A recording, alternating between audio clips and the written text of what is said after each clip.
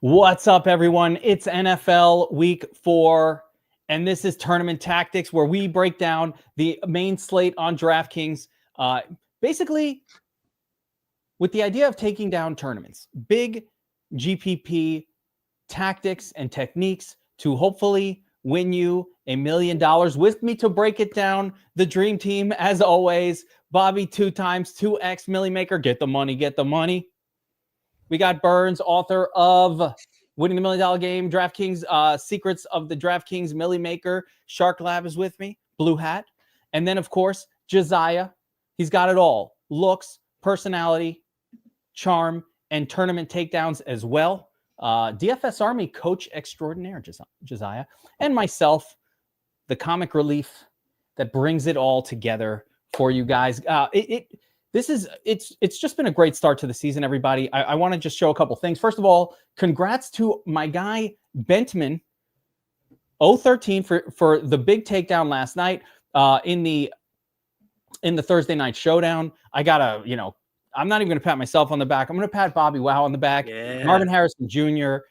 Talked up Marvin Harrison Jr. on the show as a captain. I might have mentioned it a little bit too, that he had been crying. And he wants the ball, and they're going to try to get it to him. And it was backfiring. He was crying more at halftime. I was like, yeah, this guy just ain't got it. And he turned it around a little bit at the end. Came through as an MVP. You know who else was crying? There was another person crying. It was really sad. It was BobbyWow. Because last week, we are here talking about how to take down big tournaments. Tournament Tactics is the name of the show. Well, if you watch it last week, you heard me talking about Drake May, and I said, who could you stack this guy with? It's so tough. I think I'm just going to stack him with Derrick Henry because I can't figure out what wide receiver to stack him with. Well, a little Drake May to Hunter Henry stack last week was good enough to win me my third Pocket Mini championship. Now, you might be saying, Kev, why are you showing me a $1,000 screenshot? I want a $10,000. I want to see a $100,000 screenshot. This is bullshit. Where's the $50,000 screenshot? You suck. Well, first of all, it's just as hard to win this as any other big tournament, but this entry only cost me 10 cents. That's all. What is the multiplier, Josiah? 10 cents to 1,000. Yeah, and you can win more with this too. Yeah. Well, anyway, this is a ticket, and the reason I brought it up secondarily is we've been bringing it up on the show. Of course, we've all got our lineups reserved before the show because we want to make sure we get in there before we tell you. But the Pocket Mini continues. Okay, this contest, you can max out 150 lineups for $1.50. There's a penny version. There's a 10-cent version that you can max out 150 lineups for $15. I've already won 3 tickets doing this. I think I've spent a total of, $75. And I've got $3,000 worth of tickets, and I will have more. This all leads to a big showdown for the Super Bowl, where every entry is worth $1,000, and it's some large amount of money to first place. How much, I don't know. So make sure to go right now as you're watching this, guys, and reserve if you want to do this, if you have access to the Domination Station. And on that note, Domination Station, of course, the tool that we use here at DFS Army to crush big tournaments. Let's load it up and take a look at the games. We're going to do the matchups. We're going to talk about what teams are in a good spot, what matchups we want to target, and all of that. And of course, for DFS Army subscribers, remember that Saturdays at noon is the VIP stream Players Club, where we will build lineups to take down multipliers and tournaments and all that good stuff. So a lot of the techniques we're putting together here will come together for our DFS Army members on Saturday. So make sure you are in the VIP Players Club room on Saturdays at noon. All right, guys, an interesting week. So let's kind of get a look at the game tiles here. The afternoon games look very exciting. And in the morning game, this is the one I wanted to really go around the table and ask. There's really 2 games here. So we have the Bills and the Lions showing up each with monster team totals, but in non-competitive seeming matchups. So I'll start with you, Burns. You do a lot of research on metrics, numbers. So what is your feeling? And this always comes up. What's your feeling on a situation like the Bills here? They're absolutely going to smash the Saints. The Saints are terrible.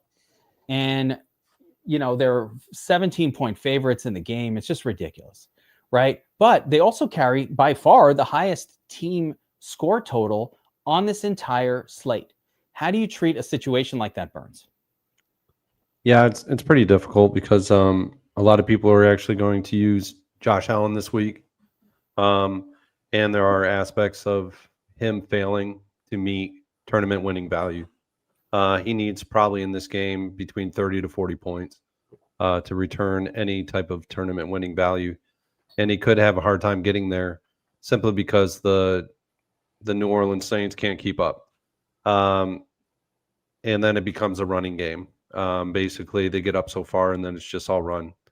And, James Cook could be a great piece in this one for them. Could see, Ray Davis having something in the latter part of the game where he crosses the goal line a couple of times. Things have happened like that in these types of games. Detroit, on the other hand, it's a little less of a spread in this game. And, there are compliments where, it could actually be a fairly decent game because of the fact that Cleveland actually has a really good run defense here. And it's actually going to force Detroit to have to throw. And so, but on the road, Cleveland's a different type of defense too. They're not the same type of defense that they are at home. They actually are somewhat worse on the defensive front. But, Mason Graham has actually really done a great job in the middle of the defensive line for the Cleveland Browns this year. He's been a stellar run stopper.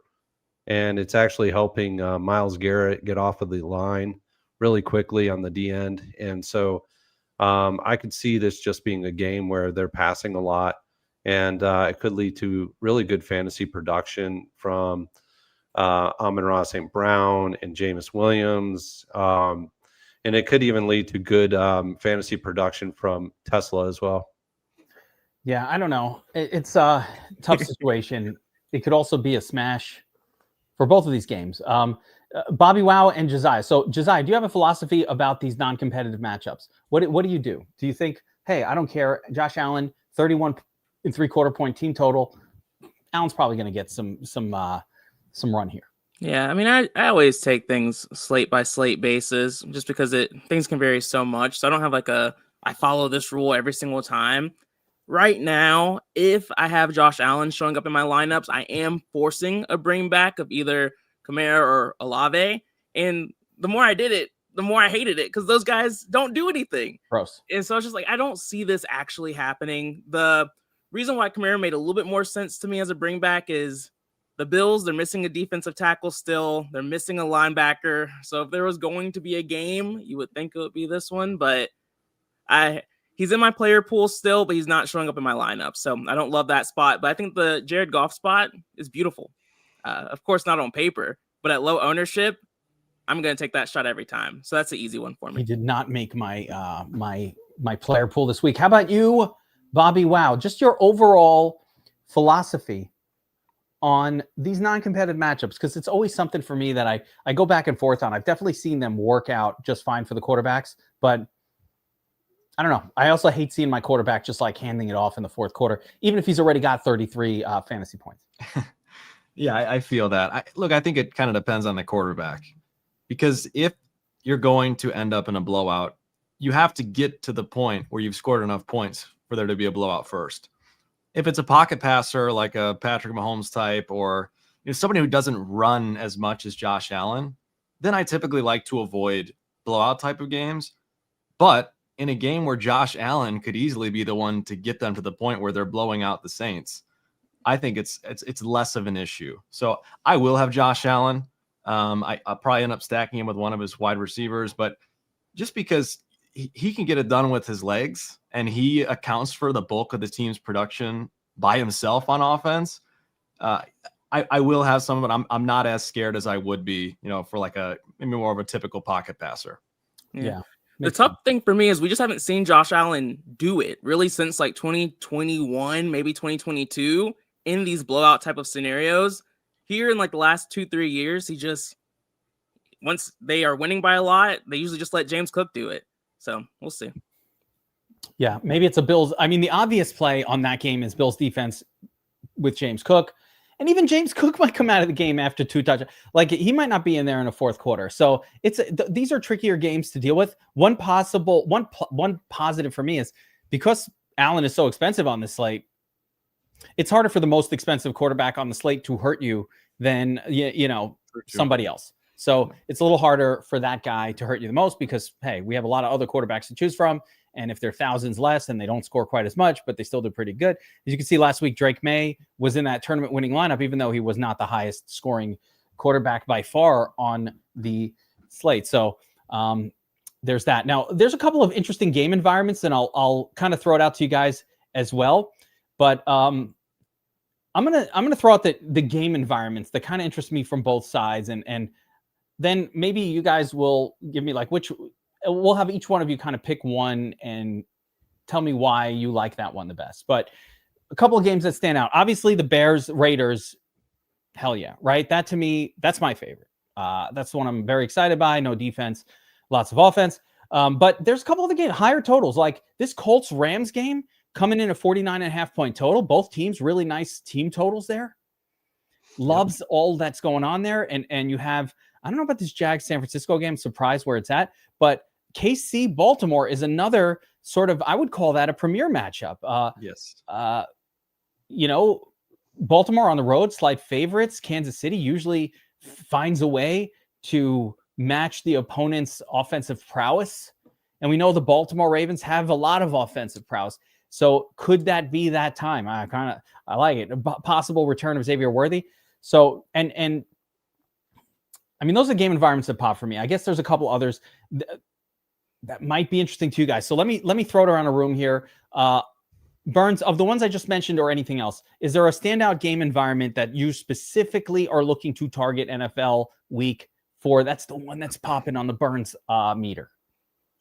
Yeah, I'll let the other guys talk about the Chicago game. I'm really not. I'm okay with that game. I think it could go a certain different way. I don't really think Geno Smith actually makes tournament winning value in this week. I actually have him at about 3 points less than what he's actually his implied team total is at. So I think in that realm, I'm not going to be that heavy on Geno. I may have shares of him, but it's not going to be heavy. The game that I actually really like is the Indianapolis Colts Los Angeles Rams game. This game could actually shoot out, and it's probably going to. It's probably the one that where I could see it the most effectively shooting out. I got the Rams really at like the third highest scoring implied team total on the slate right now, behind only Buffalo Bills, Detroit, and that's it. So that's kind of where I think I'm going to be heading is that game and stacking it up. I like both sides. I'm a little less on the Ram side for the QB, but I do not mind Matt Stafford this week. Love me some Indiana Jones in that one as well. It's a fun game. Fun game. What about you, Josiah? Which game environment are you targeting? Yeah, I mean, y'all talked about all the fun ones. So, I like to get a little weird, look for some potential spots that no one's really looking at. And I think one of those spots could be Chargers versus the Giants. Chargers, they have some injuries on their defensive line. They haven't really faced any super talented offenses yet, so they haven't been tested. And then the Giants are tossing Dart out there. Let me throw this out there. And they won't be facing one of those this week. Hey, but there's Malik Neighbors. And it doesn't really matter who is on the other side of him. He can make it happen. And Dart's going to throw that thing. And so for me, I'm looking at this as a potential sneaky spot. I'm not completely sold on it. Y'all can talk me off of it. But this is a game that I could see having a lower total than it should have. I can see it. And BobbyWow. Why is it Chicago at the Raiders? Bad defenses. The Bears are banged up. They have even less players than they did last week. They're missing a lineman. They're missing their starting linebacker. Both of their DBs are out. So don't be fooled by last week's performance against the Cowboys. The Bears defense is porous. And look, Geno has been so bad. If there ever was a get right spot, though, for the Raiders, it's here against the Bears at home, and vice versa, too. You know, Caleb looked phenomenal last week. We were all over him. He smashed the Cowboys' putrid defense. The Raiders aren't much better defensively. I mean, they have Max Crosby, but other than that, it's about the same across the board. So I think Caleb firmly in play again. Love Roma Dunze, obviously love DJ Moore. I think they continue to get DJ more and more involved here as we get going into the season. And I think, you know, Colson Loveland, if he's out, you can fire up Komet as well, who scored a touchdown last week. But yeah, I think the moral of the story here is if you look up after the noon slate of games and you have no possible minutes remaining in your lineups, you've messed up. Okay, because these afternoon games are where it's at. Yeah, it is a fun afternoon slate. Nobody mentioned Baltimore, Kansas City, or you left it for me to kind of talk up. Thank you. Because listen, are the Chiefs kind of boring right now? Yes. Are they difficult to watch at times? Yes. But Mahomes can step it up when needed, right? He can step it up when needed. They're getting Xavier Worthy back in this one. That's a help.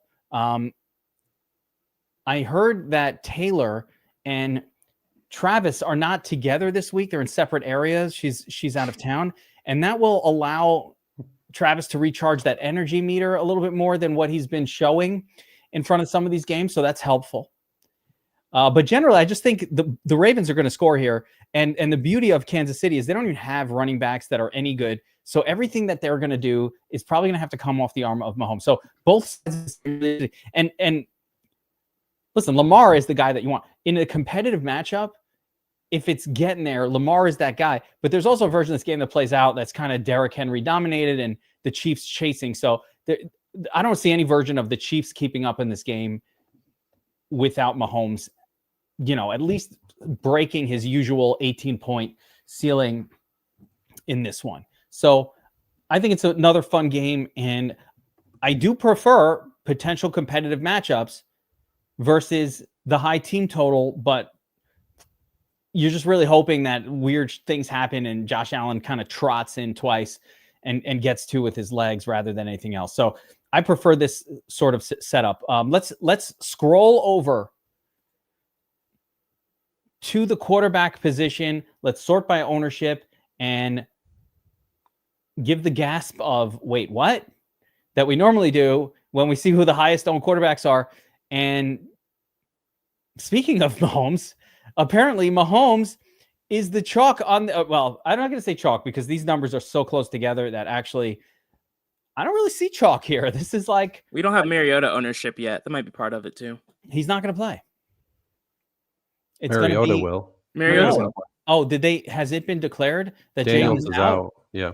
Mm-hmm. Oh boy. Okay. So that's what's throwing things off a little bit. Yeah. Okay. So that'll get in there, and Jaden Daniels not going to play. There we go. So he's going to take another week off. I was going to fade Jaden Daniels. I was going to fade him because I don't want a running quarterback when the knee is banged up. That is, that's a bad situation. The fact that Terry is out, I guess, doesn't really hurt Mariota. He doesn't throw that much. He's not really throwing the ball. Just helps Debo. Yeah. Really helps Debo a little bit. But let's see. So you got Mahomes and Geno, the high zone. Jalen Hurts makes a lot of sense. We didn't even talk about that game, but yes, right? It's the Bucs. They can score. Eagles going to answer. Bucs can kind of stop the run. I think that game, though, has probably the best chance of, at least an equal chance of turning into like a messy, disgusting kind of slog fest where the defenses have stepped up. We've seen both of these offenses, the Bucs and the Eagles, really struggle for most of the first three games. I mean, the Eagles looked much better last week, but these defenses are tough, and I do have some concern about that type of matchup playing out. Yeah, I'm a little bit more concerned about the running backs in this game, and I could see them having to air it out a bit more, which is why I like Hurts because of that. But Tattoo was a funny one. For Debo. That's my quarterback, punk. It made me chuckle. So I lost my train of thought. Yeah, Brock Purdy, I guess, is getting some ownership, potentially going to come back this week. Interesting. He'll be back. He's more interesting on FanDuel.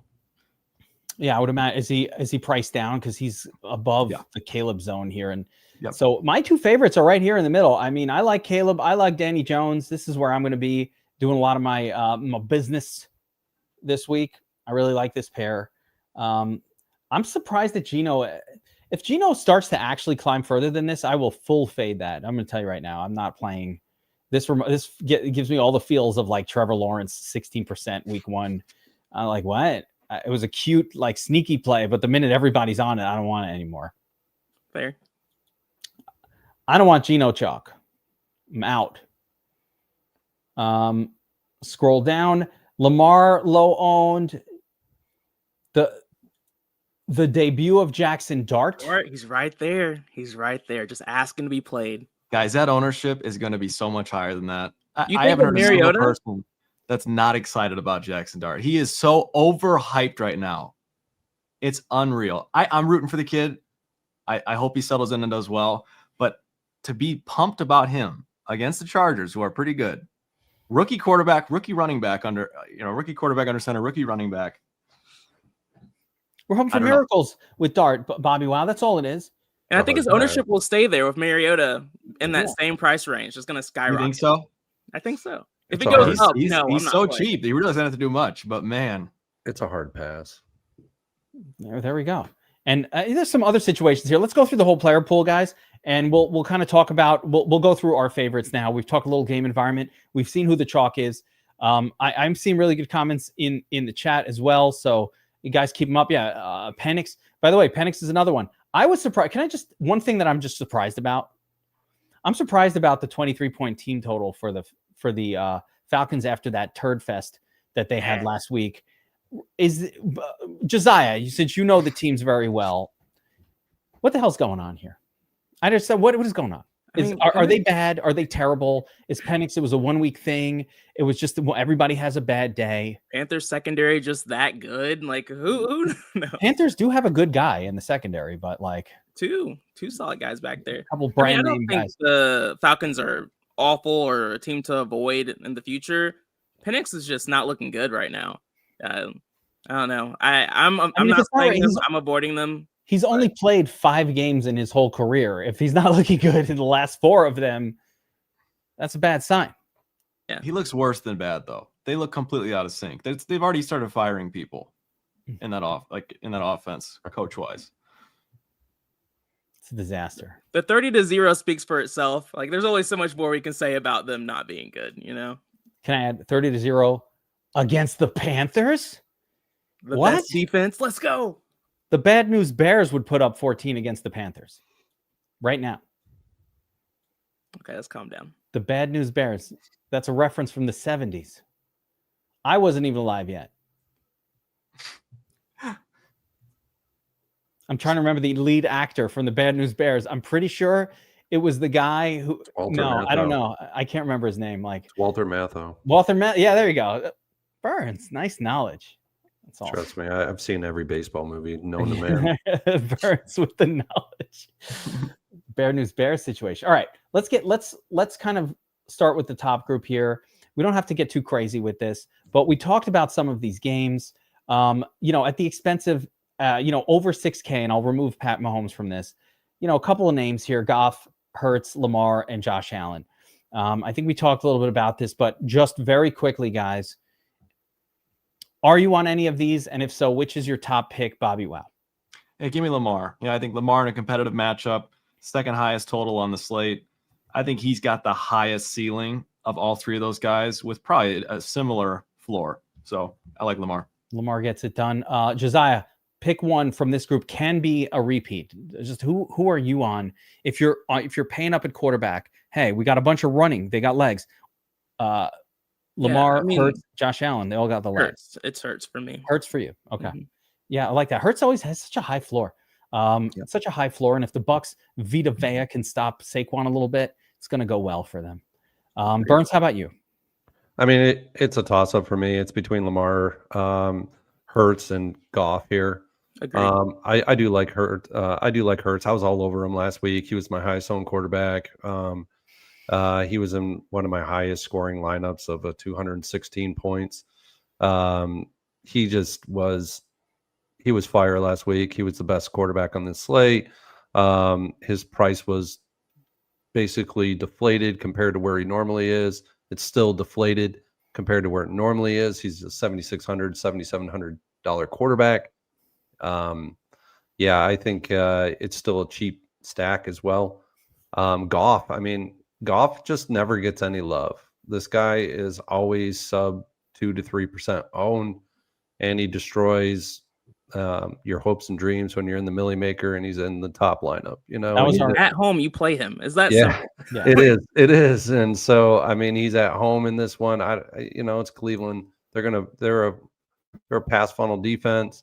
But Lamar, I mean, we like to target Lamar in competitive games. He was in a competitive matchup last weekend.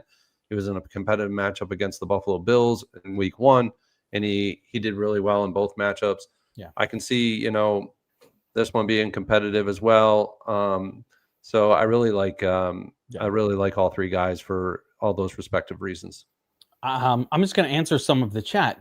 I do think Goff will be 1%, just like he was in week 2 when we got on him here on the show, and he took down Millie Makers for people. So that's one. Number 2, Baker Mayfield, unplayable to me at this price point. I'm not touching Baker Mayfield.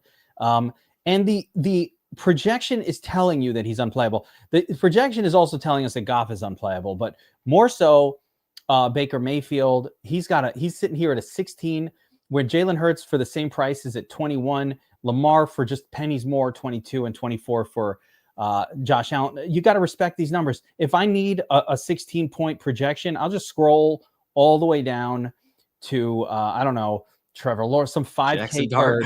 I can get the same 16-point projection out of Dart for $4,500 that you would be paying for Baker at home against the Eagles, who shut down opposing offenses really well.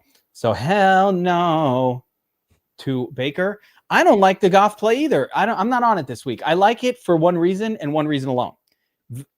1% owned Goff at home is worth playing in the silly. We're talking silly for the million. So like, I probably wouldn't handcraft or again during Players Club tomorrow when everybody's in the stream and we're building lineups together for multipliers and small tournaments, and we're really getting into the players and lineup construction. I will not build a Goff lineup for that. That's like too big of a. That's still not. Let's call it deep GPP enough for me to go there.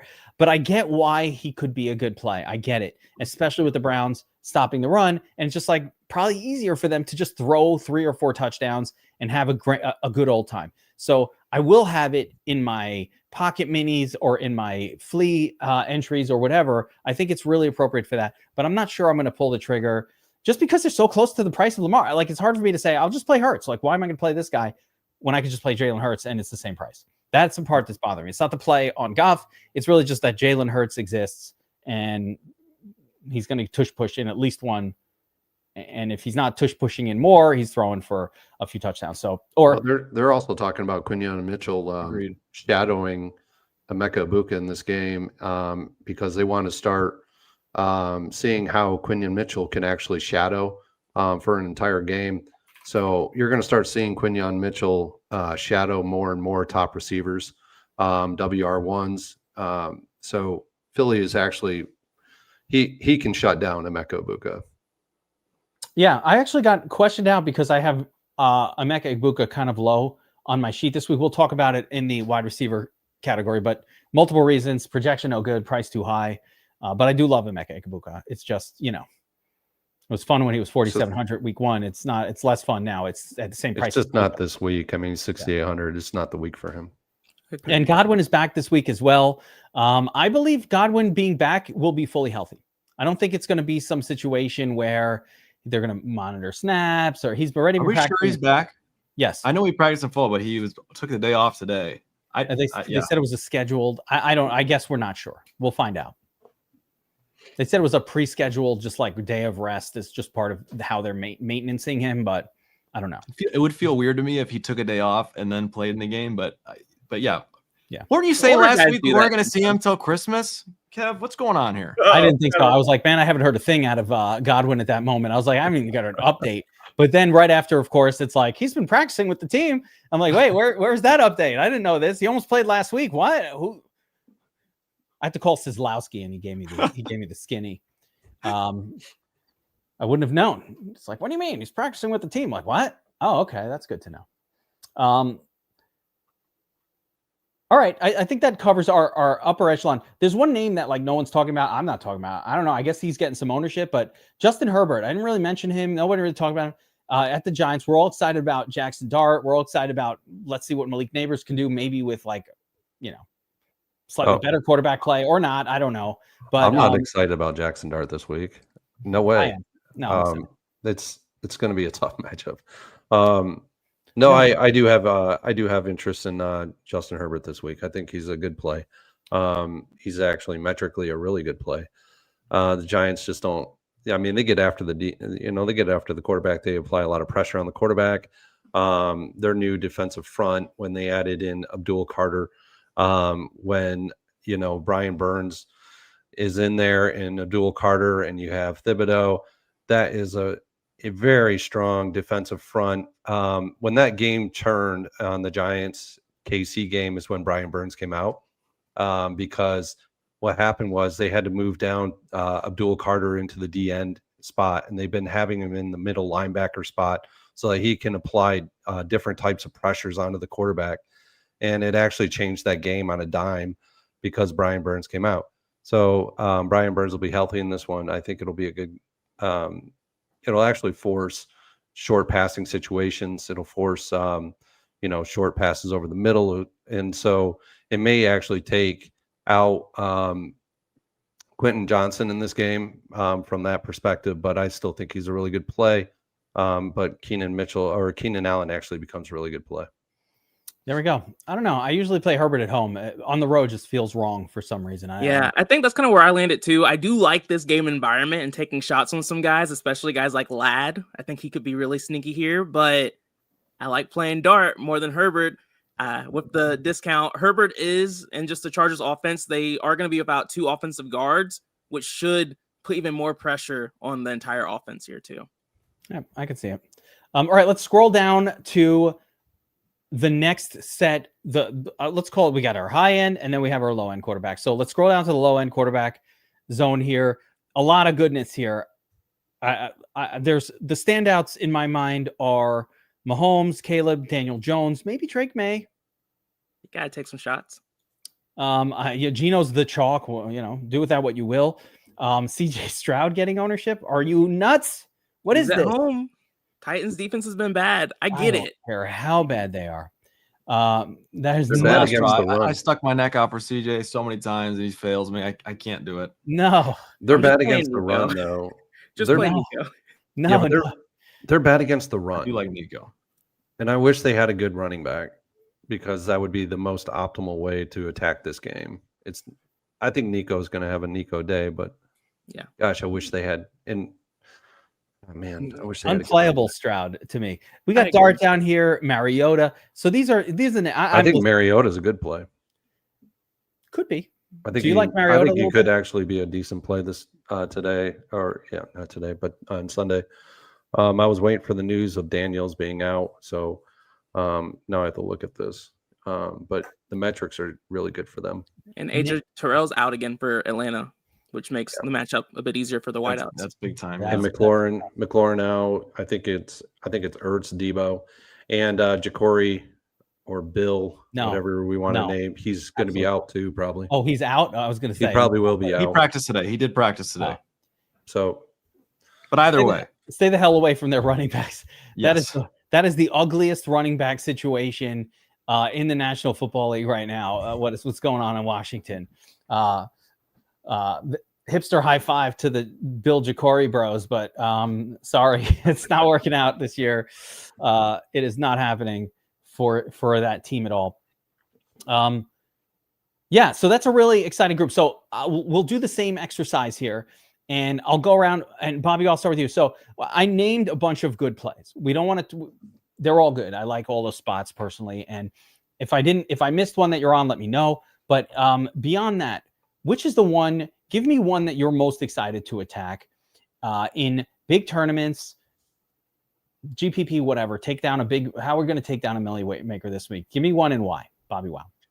Yeah, look, I think the obvious one is Caleb, and we've talked about that at length. I really love Caleb in this spot. I love that he's half the field ownership projection of Geno. So much to like about Caleb in this offense right now. I think maybe the one sneaky guy, and I want to speak to FanDuel more than DraftKings, is Brock Purdy. Brock Purdy is priced at $6,600 on FanDuel, which is cheaper than just about any quarterback outside of Jackson Dart. Okay, he's up against the Jaguars, who have been atrocious, but also an offense that, if they can figure things out, can put up some points and force Purdy to kind of keep the foot on the gas. He's easy to stack now because most of his wide receivers, his tight ends hurt.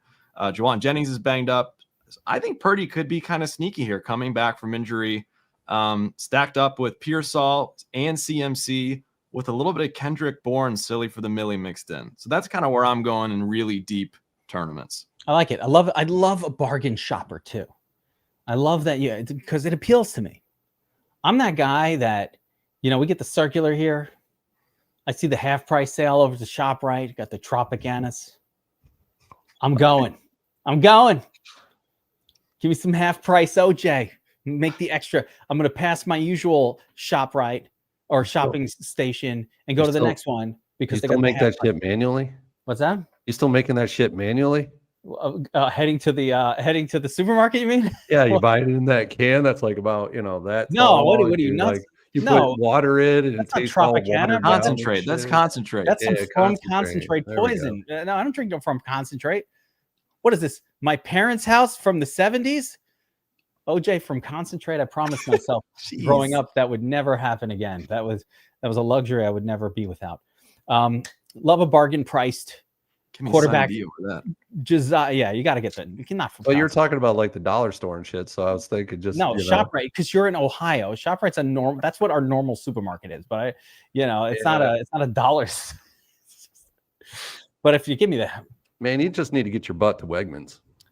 No, Wegmans all right, but they don't have half price anything at Wegmans. It's all double price. What are these names and places? They sound crazy. There's no discounts at the Wegmans. They got really good stuff. We don't have that down here in the South. I know that.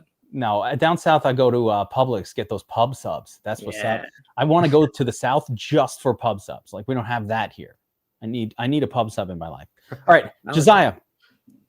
Yeah. Second tier. Leave Daniel Jones for me. But who else out of this group are you excited to play? You can pick one I'll call the chalk ones that I mentioned, and if you have a second one that I haven't mentioned, throw them in there as well. All right. I have the Panthers jersey on, just so y'all know I'm really about it. I really am a Panthers fan. But this Patriots offense, when they don't fumble, they move the ball. They keep things moving. We saw it against the Steelers last week, which we knew was going to happen. This week against the Panthers secondary, solid. I hate picking on them, but their tackling is still not great. And Drake May runs a little bit. He has Hunter Henry, who should be able to bully those solid corners that the Panthers have. And I like some of the running backs for the Patriots too this week. So for me, it's Drake May. I think at low ownership, he projects well with the props as well. He's the quarterback I'm going to take a stand on here. Last week we said here on Tournament Tactics, it's a tough guy to stack. Might as well just throw him in there with Hunter Henry because we're going right back to it. Hunter Henry's been his favorite target. Yeah, he's the only guy that matters at this point. I mean, Douglas is out there. When he's out there, he gets the ball, but he's rarely out there. So I'm not trying to force that, but if it happens naturally, it's fine. Yeah. I don't think there's any outside of Hunter Henry. It's the dice roll of a lifetime to pop Douglas, Diggs, or Booty. It's like just a miracle of being correct by accident. Yeah, I'm not taking shots on them. Yeah, very tough. Burns, how about you? Of this zone here, just which is your personal, like the one that stands out to you is the one you're most, is it Mariota? Just from the quarterbacks that are showing, I was going to go with Goff, but I have interest in Mariota this week again. I'm interested in a lot of quarterbacks in this range. I have to whittle it down, but with the ownership and how he plays at home, it's got to be Goff.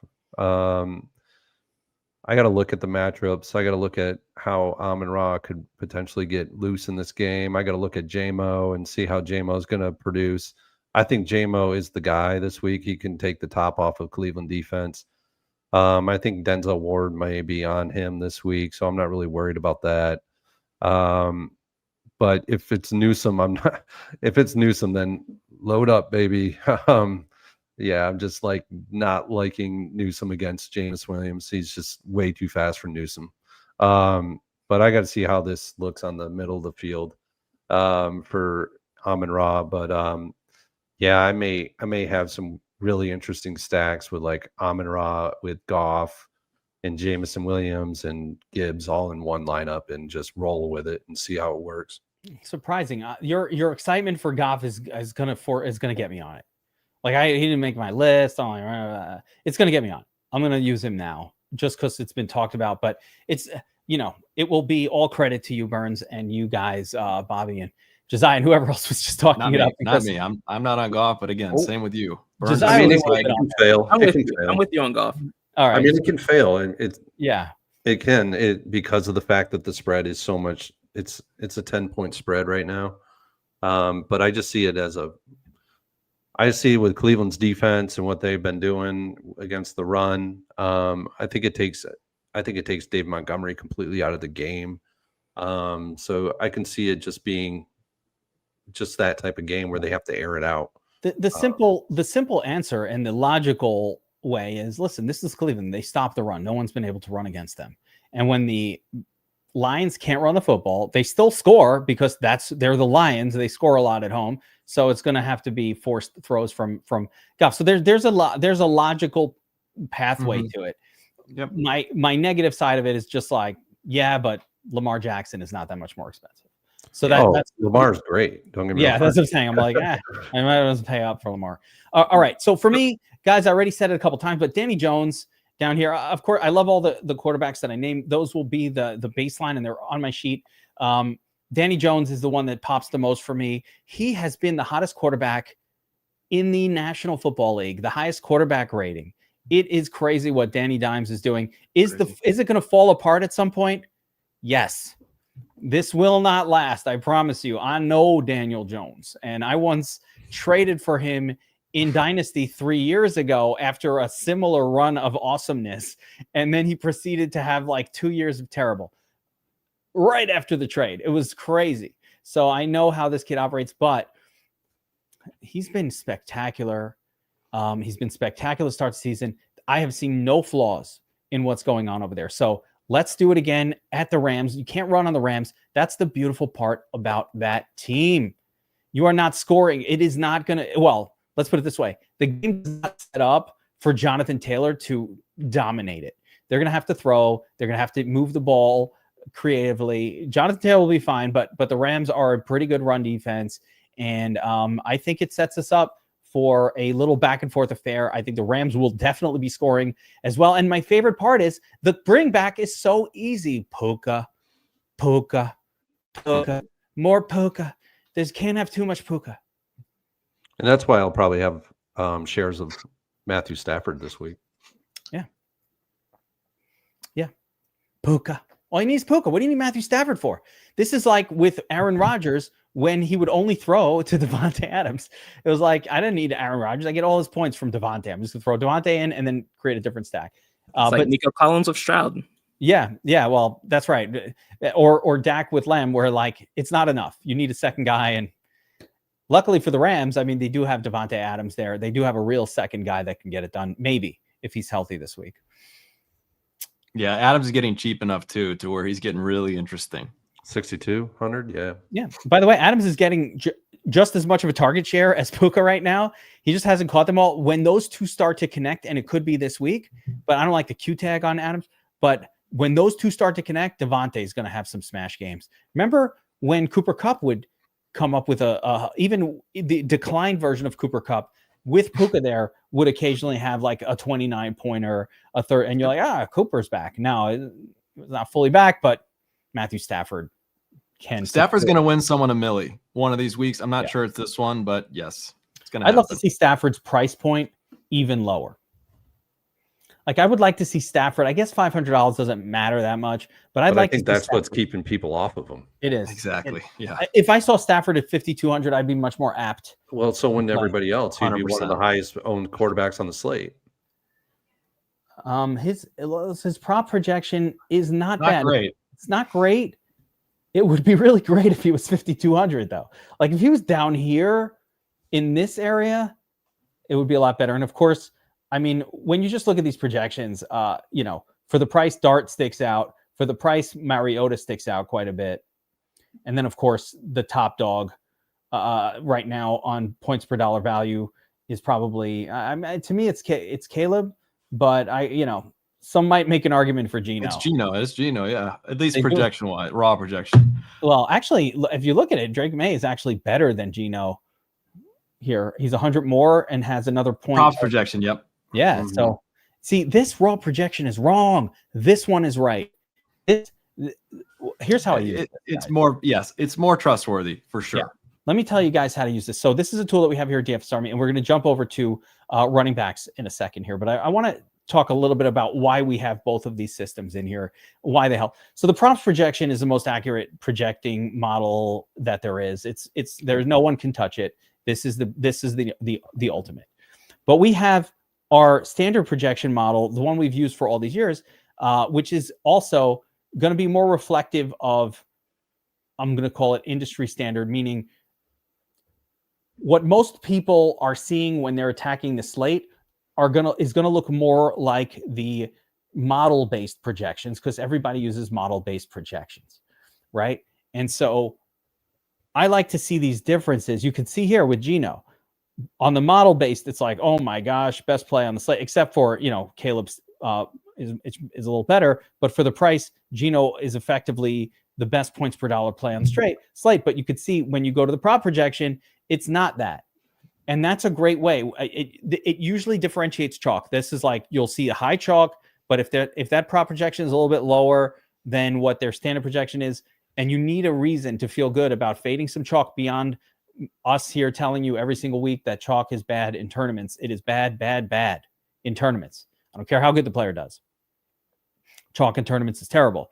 So this allows you, it gives me like the mental permission to say, all right, everybody's on, That said, this is a unique case too, because yes, the prop projection is worse, but it's still better than like Goff. It's better than Penix. It's better than Baker. Like it's still a good prop projection for his price. Yeah, he's still projected very well. And by the way, that being said, like I don't know that I'm not going to play any Geno. I'll probably have a couple shares, but I definitely prefer the Caleb side in that game. Yeah, and you can make a similar argument for Patrick Mahomes. Like he's been shitty all year. Ravens have a good defense. He's the highest owned quarterback on the slate. Yeah, that's crazy. Again, it's just surprising. But prop projection is obscenely high too. So also true. Also true. Hey, one last thing. I'll make the case for Dart. Yeah. Oh yeah. Yeah. Make the Dart case. Dart case. He's 4,500, cheapest quarterback on the slate. You could end there. Not chalk. And, they're probably going to get beat up. He's probably going to look really bad the first half. I'm going to be honest. It's not going to be pretty. You're going to be feeling like you felt last night when you played MXJ. Like, why did I do this? I feel stupid. But then they're down 15, 20 points. Then he just starts throwing to Neighbors. The Chargers haven't seen a receiver like Neighbors all year. We don't know if the cornerbacks, Dante Jackson, who's not typically that great of a corner, can handle a guy like that. And so for me, I like the upside. Also, Dart is mobile, which a lot of people don't know, but he is a mobile quarterback. He can run a little bit. And at 4,500 at low ownership, I'm always willing to take that shot. Yep. Dart also looked awesome in the preseason for whatever that's worth. And I just like the miracle or the magic of that first start for a player. It's almost like a magical thing, especially when it's not the first game of the season. He's had a few weeks to marinate in the offense from the side. He gets in there, energy. You ever see, how many times have we faded like some random backup that's getting his first start ever, and somehow that person like does great, and then you're like, wow, that was like a miracle almost. And then I'll give you the name, Will Levis, William H. Levis, the Mayo Eater, comes out for the first game ever. I'm like, this guy stinks, right? And he comes out and puts up like a 40, and you're like, what? Who? That guy? I saw him in college. He threw for like 20 touchdowns and 18 interceptions. How is he on an NFL team at all? And yet he had this crazy game. It was just like miracles happening in that game too. Like defenders are falling down. Guys are just catching it. The defenders fall down, trotting in the end zone. I'm like, and then I was like, is he good? Or was he just like, did the gods of football just come down and force this to happen? And then he sucked every other game that he's ever played. And all we thought about him was true. But that one special debut game, Jazza, you remember, people were falling down. I'm like, what is there? Angels in the outfield here? That's for you, Burns. Angels in the outfield. Fucking baseball movie reference happened. That was not pre-planned. I like it though. Came out. I forget the kid's name that was in it, but came out though. That was not pre-planned. We did not have a pre-show conversation about. I see you. I see what you're doing there. Baseball movie reference. Josiah, to your point too, the Chargers have faced one true WR1, and not as good as neighbors, but Cortland Sutton went for 118 yards and a touchdown. Yeah. So I think it's a great call. I think he's a much better play on DraftKings. Dart is, because he is so cheap.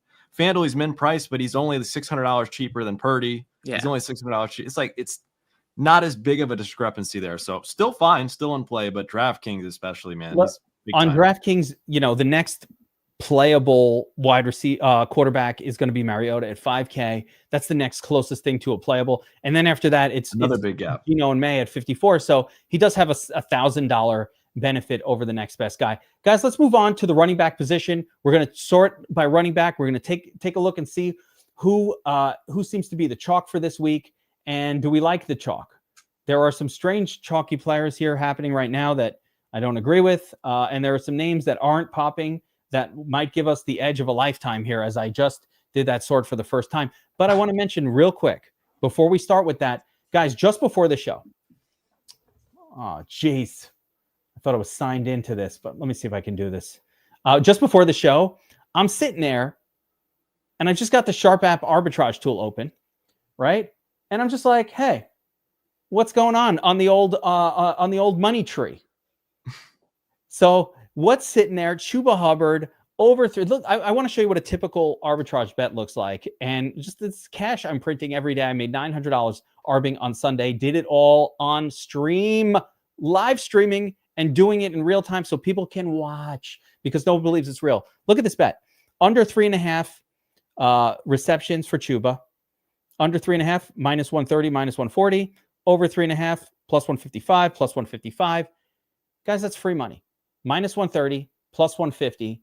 That's a 5% arbitrage opportunity. No matter what happens, the under hits, I win. The over hits, I win. That's the magic of the Sharp app arbitrage tool. Look what I did on Sunday. I sat down to arb on Sunday. And this was, by the way, remember when I said I was going to bet on Arizona? Like, why are they underdogs? That did not work out on Thursday. But on Sunday, it's just arbs all day. Just sitting there, bam, hammering out arbs, up 760. My $250 worth of straight bets, all lost. All of them, right? My parlays, my safety parlays, they went down in flames. Who cares? I'm still up 750 for the day. That is the magic of the Sharp app arbitrage tool. Live in-game arbs. There's nothing like it. It is an income stream.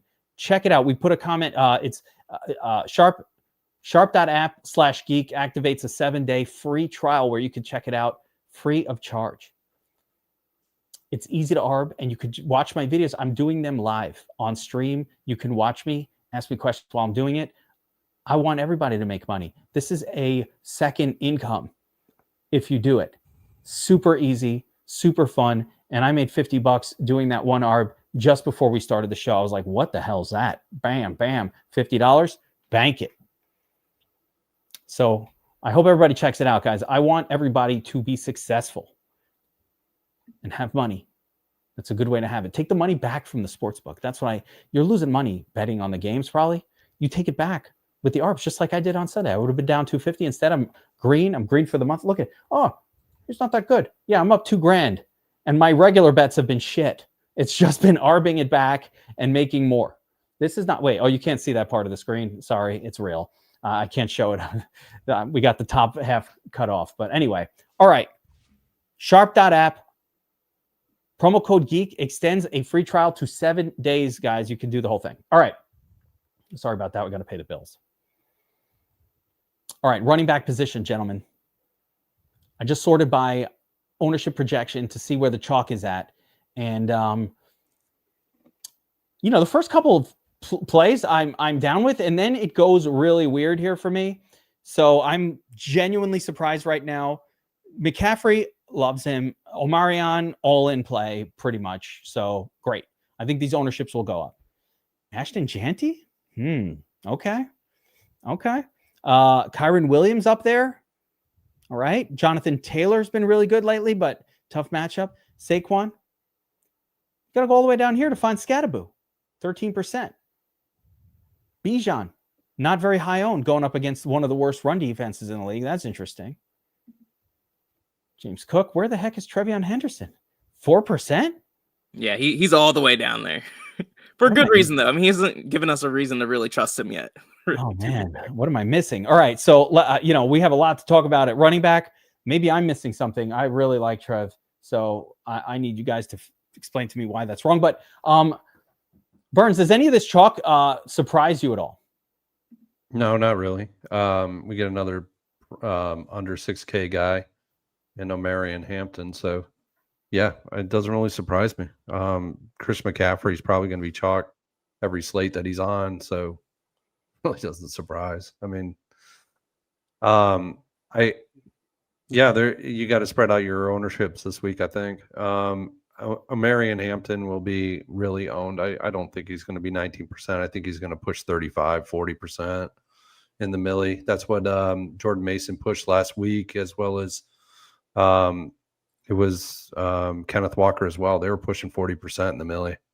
So he's going to jump way up because he's the only guy that's really highly viable under 5 or under 6K. He's the only guy? I mean, if you want to run on Scatabo, a home underdog running back, by all means, go ahead. Your money will be lost, but so many targets. I don't think you so know. Many targets for Scatabo. I don't think you know about the Scat Man. He's basically a wide receiver. I know about Scat because I watched him in college, and he's on the Giants. I know him. Yeah, I can't stand him, but he's getting so many targets. It breaks rules. Bentman is throwing cold water on my Trevion love. Coach coming out saying Ramondre is not on any discipline. At this point, we need Trevion to prove that he's going to be part of the offense before we can beat. He was last week. He was second half. I think he's going to be part of it. I think he'll be more involved, but I think we're looking at more of a 50-50 situation and maybe still not good enough to win us a tournament. Maybe that's what it is. He's going to be more involved this week. How many fumbles does Ramondre need to do before you're like, all right, enough with this guy? But coaches kind of feel like, he's upset about it and he's not going to do it again. In practice, though, Trevion was lining up as running back 1, though. Yeah. Whatever that's worth. I think Trevion, I would bet that Trevion gets up to 50% of the snaps or is greater than 50%. And against the Panthers, there you go. Enough. Yeah. All right. So, but Ashton Janty hasn't done anything. Kyron at 6,300, just okay. The lines have flipped. The Vegas lines have flipped on the Atlanta game. So I have more interest in Bijan now. Especially against Washington. This all changed when Mariota was named quarterback for Washington, and now Atlanta is favored. If that ownership stays the way it is with Bijan, that's an all-in situation right now. Guaranteed. Because that ownership on Bijan is incredibly low. I think it will stay down. I think it will stay low. All-in's tough for me, but I'll be way overweight. Everyone's down on him. People are. When I say all in, I mean 50% in my player portfolio. That's as high as I go on any player because of the fact that these guys can get hurt. Yeah, he's an elite play for sure. Look at that. Yeah, proper. And the line flipped on that game, so this will be one of my heaviest owned guys. I'm at 30, but you're tempting me to go a little higher. I haven't done any runs of the optimizer, so I wouldn't know. But I do like that the Falcons are favored here as well. I think that's we want favored running backs as much as possible, unless it's Cam Scattaboo. He looked good out there, man. He reminds me of Peyton Hillis. He's a bruiser. I mean, he's an old school running back. Yeah. You know, he reminds me of like the days of like Mark Bavaro and all them guys like Brandon Jacobs were bruising backs, you know. But yeah, he's definitely that. Tyrone Tracy, he probably lost his job. But I like Scatabo. I mean, he's just a beast, but I don't know if I can go with him this week on the. Let's go studs and duds, guys. Let's go studs and duds. Let's get into it. Studs. We got McCaffrey, Bijan, Jahmyr Gibbs, Barkley, Taylor, Derrick Henry. No one's playing Derrick Henry this week. He disappointed a little bit last week. We're off of it now. No one wants him. Do you think he gets game scripted out of this one?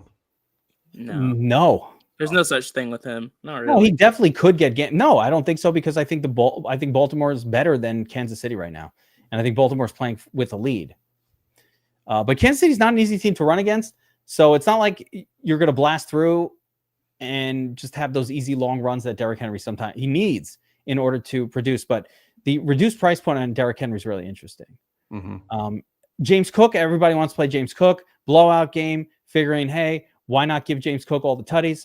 Okay, I get it. Janty, weird one. Kamara, no thank you. Really I don't know what else to say there. Chuba Hubbard, it's a no. No, I don't want that. So a lot of these are just unfriend you situations. We haven't talked about James Cook, but I really like him this week. Yeah, so I think he's in an excellent let's get into the running back group. Burns, I'll start with you since you have. So of the stud group here, give me 2 or 3 that you're most high on for the week. Obviously, these are all studs. Some of them are a little high owned that I don't like. I don't know. Bucky Irving against the Eagles defense. That's not for me, right? I'm not doing that. But maybe somebody else will. I don't know. I'm not on that. So a couple of these plays I don't really like at all. But Burns, give me the ones that you do like. Give me 2 or 3. Well, since that line flipped, I'll be on Robinson now. I mean, it's just a great play. He's coming off of a dud last week where everybody was on him. I mean, he was about 35% owned in the Millie Maker. It was a dud. He came in at 14.9 DraftKings points. We always talk about a stud off a dud, right? And this is the stud off of a dud guy right here. I really like the play now. I think it might actually be the play that breaks slate for the running back situation if he's going to be this low owned and he stays this low owned. I'm really liking it a lot. The other play is James Cook. I think James Cook is way under owned for his potential in this game, especially because of the lines. 15.5 point spread right now. It's just really just a game where they can actually control all lines of scrimmage in this game, whether it be through the passing situation, which James Cook accelerates in. I mean, he excels at pass catching out of the backfield, and he doesn't have to be in for the whole game to really score a significant amount of points in a hurry. So I like him a lot this week too. And then a little bit further down, I don't know. I'm not on Jonathan Taylor this week. He blew up the slate last week. I just think it's going to be a tough situation for him, tough sledding out in Los Angeles. I think it's just going to be a tough game for him all around. The only way he's going to make tournament winning value is if they really start to target him 10 times out of the backfield and he gets it, because he's not going to get it on the run. The Los Angeles Rams are the number 1 defense against the run in the NFL through the first 3 weeks of the season. I just don't see it. They're very stout up front. I go elsewhere with this week on not going with Jonathan Taylor. Yeah, they contained Barkley last week pretty well, which was good to see. And I was on Barkley last week to my detriment, but yeah. Yeah, no, that makes sense. And I like the Bijan call here. I think I wrote in my notes about Bijan that if Penix can just like run even the slight, just the most, it's got to be competent. It has to be somewhat competent. And if it could just be a little competent offense, Bijan's going to do great. The problem happens when it's so incompetent that like no one can do well, like kind of what happened last week. So hopefully he'll turn that around. Josiah, what about you? Of the more expensive group of running backs, give me two that really stand out for you as like, these are the guys that I really want to build around. And it could be the same as Burns. It could be different ones, but we're talking kind of 6K and up. Yeah. I mean, first I'll say Atlanta, they'll be better this week for sure. You don't have an embarrassment like that and then you come out flat. I mean, you can, but they won't. They're not that bad. For me, there's two running backs I'm fading. One is Jonathan Taylor, like Burns mentioned. I'm also fading Barkley. Bucks defensively, they've been good. Even without their second string back defensive tackle, they've still been really good at shutting down the run. Some guys that Burns didn't talk about, Gibbs and Henry, are two guys I'm looking to prioritize. Browns are good against running backs, but Gibbs catches a ton of passes. And I think they're going to have to kind of get things going, especially early on. And he's also been involved more offensively. Montgomery did well last week, but he didn't have quite as many touches as he typically does, which is crazy that he did as well as he did, but just speaks volumes to how well Gibbs is doing and how the coaching staff sees him. And then Henry has looked a little slow. He's been fumbling. Makes me a little bit nervous, but in this positive game environment, personally, the way I'm playing this week, I don't have as much Lamar Jackson. So because of that, I'm going to play more Henry. Yeah, makes sense. Yeah, can't go wrong with Derrick Henry. Jahmyr Gibbs at low ownership and Derrick Henry at sub 10% ownership. Those are how you win tournaments. Like the chalk fails and other names pop that you weren't necessarily considering at first. So I don't have any problem with it. It's probably not, who I'm building around this week, but good, right? Like if we're all doing the same build, no one's taken down $1 million. No one knows more about taking down $1 million than Bobby Millions. Who do you like? To me, it's more of a stars and scrubs approach at running back this week. I love CMC. The props love him. That's he checks every box this week. And again, he's operating as the RB1 and also effectively, almost like the WR1. He's in the H-Chan role at this point for the 49ers. And with Brock Purdy back, just all that much more better for McCaffrey. So he's going to be chalky, but I love him. 100 from the D's. That's all you can ask for. And I think Bijan too. Bijan, much lower ownership, just as high of an upside here. So I'll have tons of CMC and Bijan. And then I'm just not super convinced on these other guys in this middle range. Like Barkley, I want to click the button, but the Bucks are good. And he just hasn't done a ton this season. He was in a good matchup last week and flopped again. Derrick Henry, great ownership leverage play, but that prop projection is brutal. And he has looked like old man Henry. He really has looked bad this season. Even, fumbles aside, he doesn't look like King Henry that we're accustomed to. Yeah. And then James Cook too. The Saints, if they've done anything okay on defense, it's stopped the run. They held McCaffrey to like 3 yards a rush. He didn't get a rushing touchdown. Kenneth Walker ended up scoring twice, but he averaged 2 yards a rush. He looked gross last week. I think week one was a similar story for running backs. So not necessarily chomping at the bit to play Cook, although I can definitely see the thought process there. So very stars and scrubs, and I'll have the top two guys here. I'll be well overweight on both. Yeah, we're of a similar mind, BobbyWow. I that's kind of how I'm playing it, but I do like mixing in Cook as well a little bit, because the more I think about the 32-point total on that team, and somebody's got to get the touchdowns. Yeah, 2 for Cook is not out of the question by any stretch. Got to have someone from that Bills team. And Cook tends to pop for like a 29-pointer in spots like this. So I don't mind Cook at all. I'm super cool with that. Yeah, I get it. There was if I remember right, there was a game last year where Buffalo was really, the spread was almost about the same, right? I think it was a Cooks game where Cooks went off for like 35, 40 points. So that game could have featured touchdowns for Ty Johnson and Ray Davis too. They all get involved in the action. So, but yeah, James Cook, it just seems like it's either him or Josh Allen. Something's got to give. You're not playing Allen, you kind of maybe want to play some Cook. So I don't want to, but that being said, the floor on McCaffrey and Bijan is sky high. The ceiling is sky high. If I'm paying up, that's where I want to go. The rest of these guys, they're all fine. Tournament. So every other name here, I would just kind of throw in a category of outside of Kamara, who's unfriendly. Wait, Kamara. Got so many people asked about Kamara in the chat. I just have to. I'd unfriend you. That's not. I'd No. unfriend you. That's not. No, don't play him. I'd unfriend you. Just take him out. The fucking team total is 15. What happened last week when you played Kamara?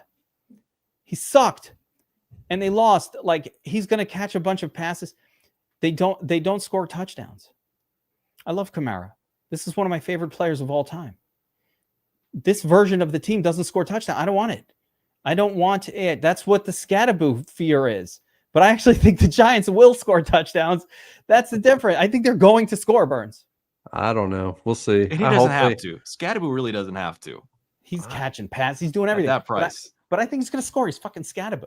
I hope they score, man. To be honest with you, they need to get the offense moving. They just need to get moving. They're so stagnant on offense right now. See how I unchecked Alvin Kamara? That's going to be an uncheck that lives all the way through this week when I run. This is my domination station, my version. That's going to remain unchecked until Derek Carr announces his hashtag the return. Yeah, that's right. Until Derek Carr comes back, then I'll play Kamara. No, it's really I agree. It's McCaffrey. Just try to get the funds to get up there if I can. Bijan loves it. These other guys, very tournament only. Gibbs can break a slate open. We know Saquon can break a slate. I don't care what the matchup is. Jonathan Taylor doesn't care what the matchup. These guys can all break the slate. You have to have exposure. But when I'm building, and I definitely want to know that I'm not going to get something less than like a 15 or a 17, Derrick Henry will get you a 2. He doesn't have any shame. He will deliver a 2. Jonathan Taylor, when it's not working out, you get a 7, a 7.3. Lineup killer.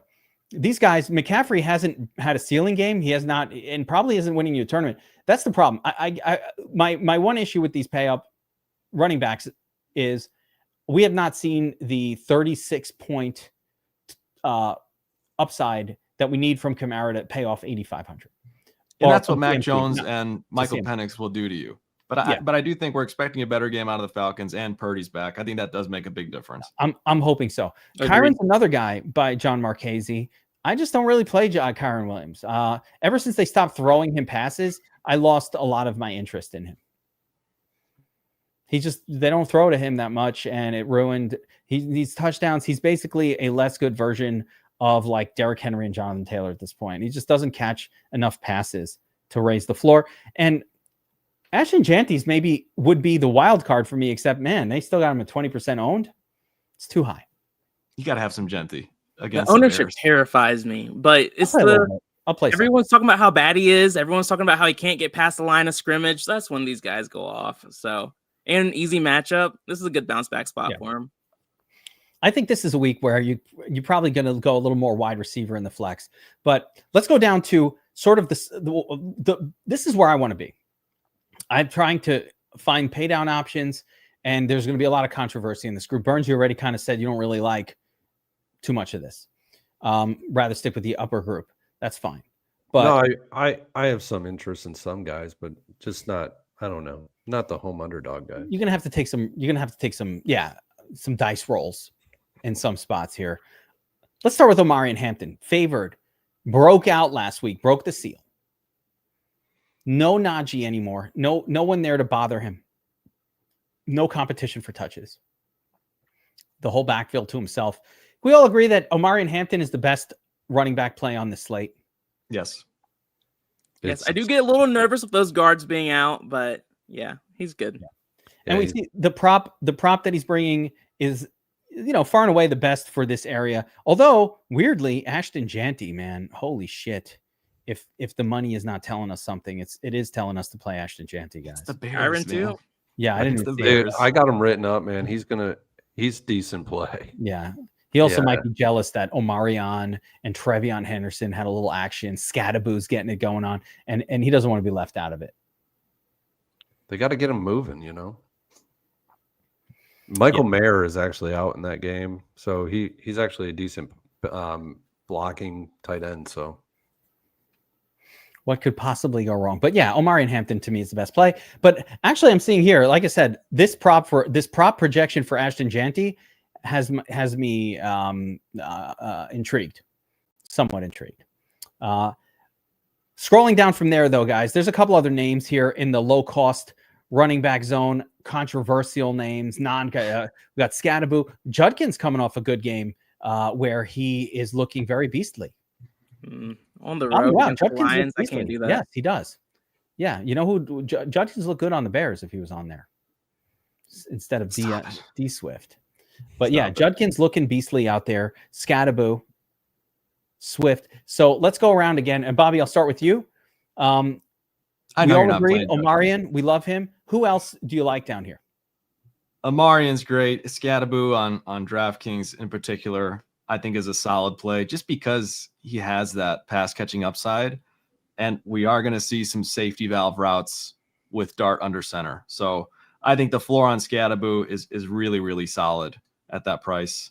And Hampton will be my highest exposure on the slate. I'm shocked he's not showing 40% ownership. I think I agree with Burns. He'll trend higher toward lock, but I don't care. He's a smash play for me. I love Hampton. Love the matchup. I think he has a great game here. I don't know if there's any other sure options or even solid options necessarily outside of those two. Those will be my primary exposures. But I think some of the guys you mentioned, I think, are worth a look. People are talking about DeAndre Swift in the chat. He's banged up. Playable, yes, it's the Raiders, and he was as involved in the passing game as he has been last week. So that was encouraging, but he is banged up. So it's a price tag play more than anything else. I just wish we had more clarity around the Houston running back situation, or I wish we could just get a commitment to Woody Marks for a couple weeks, because that would be an awesome spot. Yeah, I don't think we do though. So for that reason, with you. Those are my two guys, Hampton and Scadaboo. Yeah, those are the best two. I can't believe you didn't say DeAndre Swift at all. He props out the same as Scadaboo. I just gave you the breakdown. All right. Banged up. Josiah. Yeah, I mean, I'm with the obvious two that you're looking at here are the two that Bobby talked about, where I'm looking to get different. I talked about it. Travion Henderson. Panthers, they gave up 100+ yards to Bijan last week. He just couldn't score a touchdown because the rest of their offense is trash. Patriots last week just fumbled all the time, but they moved the ball pretty well. I think Travion has a good week here. There's a ton of risk that Ramondre or Gibson actually ends up messing this up. But I do think the Panthers rushing defense is weak enough where I'm willing to take a shot here, kind of like I did last week. I'm going to force some exposure to Travion. He's going to be my highest owned Patriot running back, but I'll have 3 to 5% exposure to Ramondre Stevenson just in case he actually ends up being the guy. But I don't think he's going to be. Ramondre comes in, fumbles early, and then we never see him again. That's my ideal scenario. I mean, I'm going to have 10+% on Henderson. I really do like him this week. Bye. Never seen or heard from again. Or more likely comes in, plays well, and then we're all like, oh man, now we are. The hell are we going to do? A lot of the Patriots fans are saying the issue is Travion Henderson, who came out of college with this moniker of this great pass protector. They're all saying he's not good in pass protection. And they feel they can't leave him in there.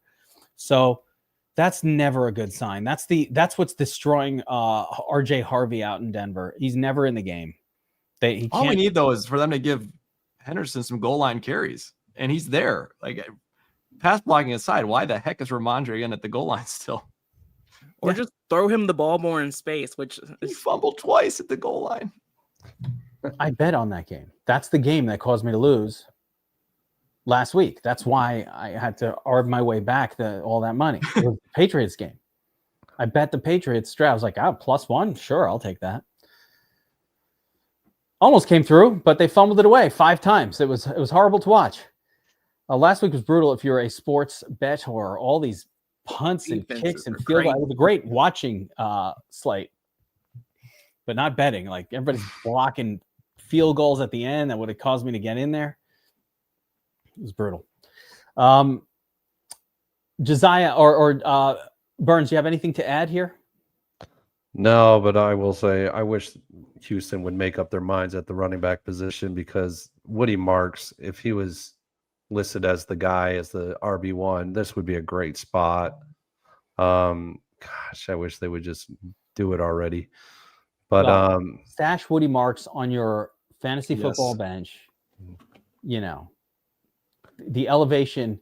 He's that next guy. He's that Trey Benson at this point. You need to have that on your bench, waiting.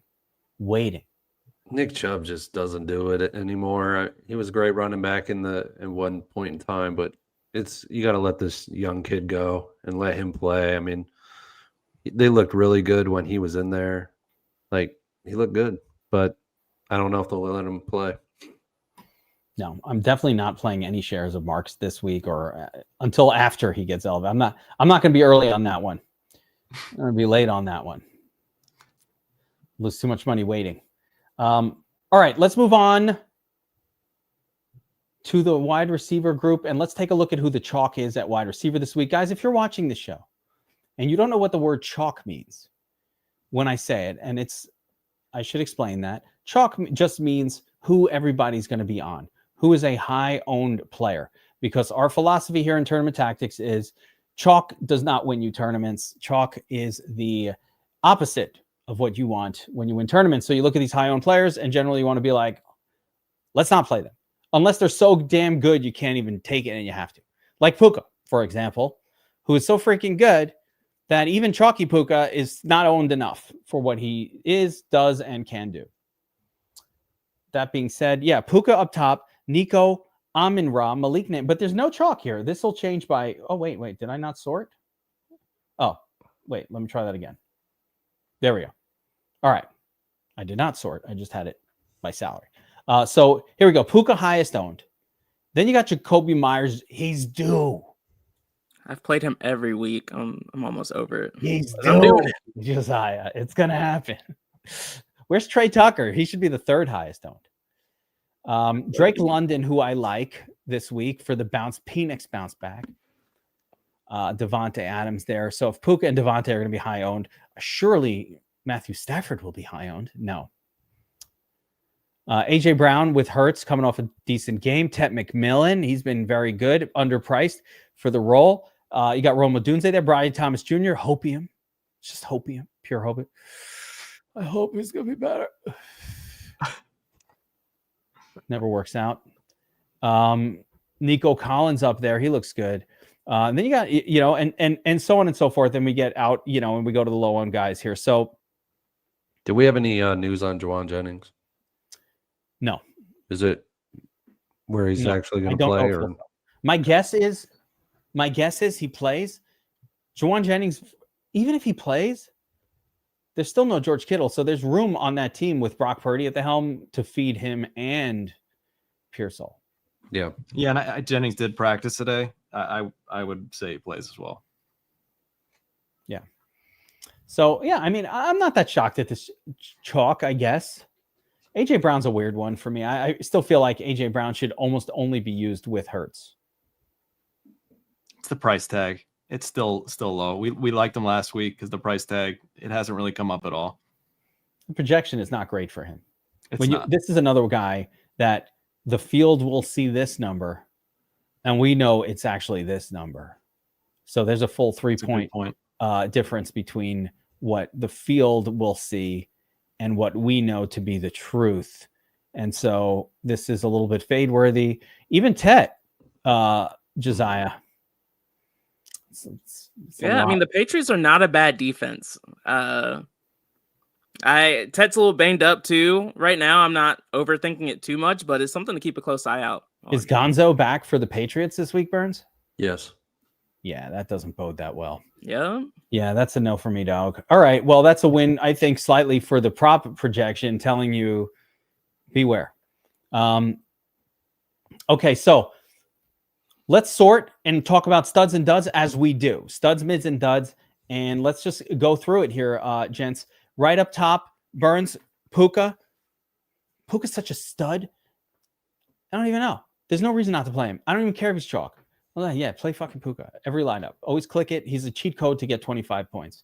25, 8, 16, 24, 32. So he's a 3x salary, almost like no problem. Can he get to the 4x, Burns? That's the question now. I think he's got to get a touchdown to get or two to get there, to the 4x value. But yeah, he's the best. He's awesome play this week for sure. So good. He's so freaking good. Chalky wide receiver though, man. He'll push 30% ownership for sure. And just, I'm not saying don't play him. He's a fantastic play across the board, but let JSN's night last night be a little bit of a warning to you to tread with caution, because there was no more obvious play on the planet than JSN, and he absolutely flopped. Impossibly. So what was he, about 70% ownership? Tread with caution. Massive owned, Burns, and the guy was carrying like a 35% target share into that game. But they did it with a run yesterday. What are you going to do? It was even the worst teams can scheme the best player out of the game plan if he truly is the best. So, not saying that can happen with Puka here, but I'm just saying there's reason to be nervous. That is what happened. It may push more targets to Devontae. Yeah. I mean, Peter Parker, make sure you shift the optimizer to prop projection off of the main projection. That's really important. I can't emphasize that enough, guys. You got to switch it. You do it here. Take projection and you go to props. You change it. You will get better lineups. All right. So top of the pool, though, we got Puka, Nico, Amin-Ra, Malik. And I'm actually going to exclude Puka from this question because I think we would all agree, all things aside, Puka is the best play at wide receiver on the slate. So outside of that, he's going to be high owned and chalky. Mm-hmm. So you got Nico, Amin-Ra, Malik, Dart, Emeka Egbuka, grossly overpriced. Zay Flowers, grossly overpriced. Lad McConkey, grossly overpriced. AJ Brown, meh. And then we got Odunze, Devontae, Brian Thomas Jr., and Debo. So they're who I see on my screen here. That's 6K up to the top. Burns, from this group, give me a couple of names. Give me two that aren't Puka that are the two that you're most excited to, that the Shark Lab, the models, whatever, are pointing to the most intensely. Yeah, I'll be on golf this week, so Amin-Ra will be a part of those stacks. A guy I think that may go under owned in that Baltimore KC game is Zay Flowers. He dudded out last week in that Detroit game, but he's going up against a heavy zone defense. They utilize zone at 75% of the time.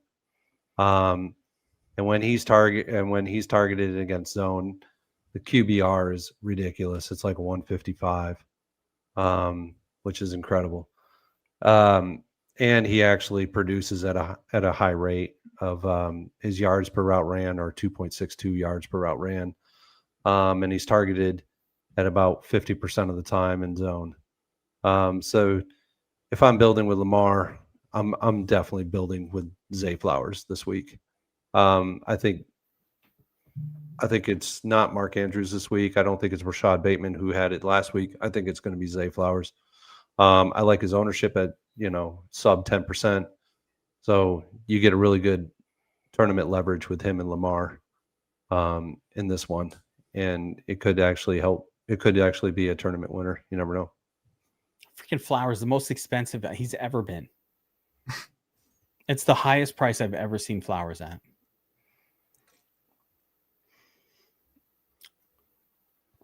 It's like going to buy, I'm not even going to do an analogy, but I just feel like he's a little expensive.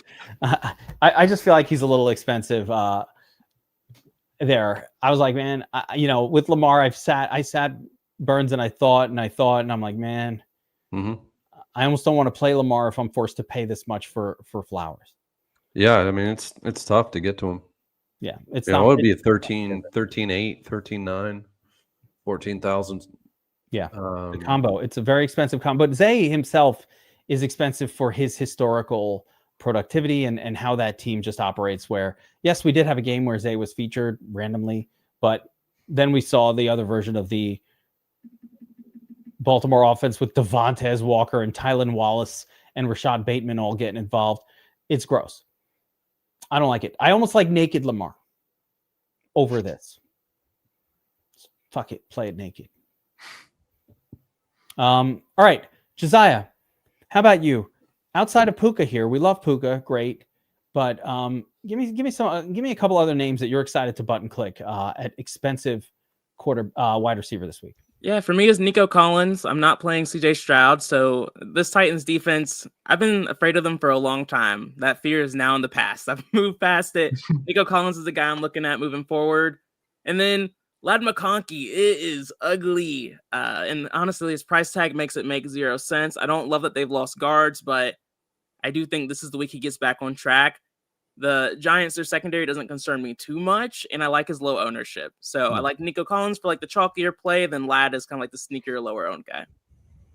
Yeah, I like it. BobbyWow? Yeah, I love Nico. Going right back to him. Even when CJ Stroud is at his worst, Nico is putting up points. CJ Stroud can't do worse than he did last week, and Nico was a beast. I love that Snead is trash talking and Nico's having none of it. I think Nico puts up multiple touchdowns here, despite Stroud's best efforts. So love him as my pay up. And I know he dudded out pretty badly last week, but I find myself gravitating back toward Deebo Samuel. We talk about the running back situation for Washington. It's bad, and that's partially because Deebo is operating as one of the running backs. So I like the floor. I like that T-Mac is out. I think that funnels more targets to Deebo here. Short yardage targets. And I also think, Deebo Samuel is one of the guys that's going to get the balls near the end zone out of the backfield. So I like the floor there. It's definitely more of a tournament play, but I will be overweight on Deebo Samuel. Yeah, I don't mind Deebo. I don't mind Deebo at all. The only problem with Nico is that he's so close in price to Puka. It's really tough to favor him over Puka. All right. Like I love Nico, but like it's a pivot for sure. Yeah, it's just tournament leverage ownership, or if you could somehow manage to play them both. Shout out to Nico, who was in. Oh no, it was Puka. Do you just like showing that you beat Bobby? Is that why you keep showing this? You're like, look at Bobby. Look at Bobby. Wow, he was in second. He had Trey Tucker in the lineup and still didn't win. Why would you put Stroud at the top? You're just rubbing it in. This is why I told you on this podcast last week. What I say is what I play. I talked up CJ. I played CJ, unfortunately. You had Trey Tucker and Vikings defense in a lineup, and it got soiled by CJ Stroud. That he just never plays well it doesn't get any less embarrassing either, Geek. It's brutal. Oh, it's not embarrassing. Listen, second place is first loser, and that's a great thing. No chill. Woo! You ain't first, you're last, baby. I haven't won the million yet, but at least I got a pocket mini ticket. So I have something to. Listen. What have you done for me lately? There it is. I need something to hold my hat on. All right. I think you got to pay up for Nico, Puka. I love Nico too. I agree with you guys. Malik Neighbors, though, I'm Nico excited. Outscored Puka last week for the record too. What's that? Nico outscored Puka last week for the record too. Did he? Oh, there we go. Yeah. So Nico was great, but Nico dropped a pass. But the thing about Nico right now is like he is the only thing going on that. That's why he's such a good play. Mm-hmm. He's the only thing. He's the only thing happening on that offense. The problem is they're playing the Titans, who have scored exactly 0 touchdowns. Oh, actually, no. They scored they've not. Have they scored more than a single touchdown in a game? No. They have had 0 games with more than 1 touchdown. Like the Titans do not put up any points. And so it's okay because the Texans will be at 0-2. That's what I'm saying. That's why Nico, that's why we play Puka. Puka's in an exciting up-paced game. We all love it. And I would say this. I would say you could be fairly confident that if you put one of Nico or Devontae Adams in every single lineup that you make this week. Nico or Puka, you mean? Puka and Devontae, not Nico. Devontae Adams or Puka. So let me just get this straight. It's most likely going to be Puka, but one of these Rams wide receivers is certainly putting up a 25-point game this week and every week. Whoa. They've always done it. This is nothing new. So if you were almost building lineups and you said, all right, I'm going to make a rule, at least one of these guys in every lineup. Stop. Come on. I don't think it's the worst thing to do. Then Devontae gets hurt on the second play and half your lineups are gone. No, just like that. Or Stafford gets hurt. I don't care about the losing half. I care about the winning half. and Oh, that other half has that's- Puka in it going crazy because That's a ridiculous Devontae got rule. hurt. Don't make that rule, please. All right, I won't. All right. Please. But it doesn't bother me. And by the way, what are we saying that Evans didn't get shut down? I still don't understand. What is this? What is this flex that I keep We're getting? back to this. He totally got shut down by Sauce. What are we talking about? Well, it's hard to score when you're injured. Just because he had a touchdown. Get out of here. You put up a 12. That's what you wanted No, for your Sauce thing? has been good, and he has been good all year so far. You are. Yeah. you are correct. What are we talking about?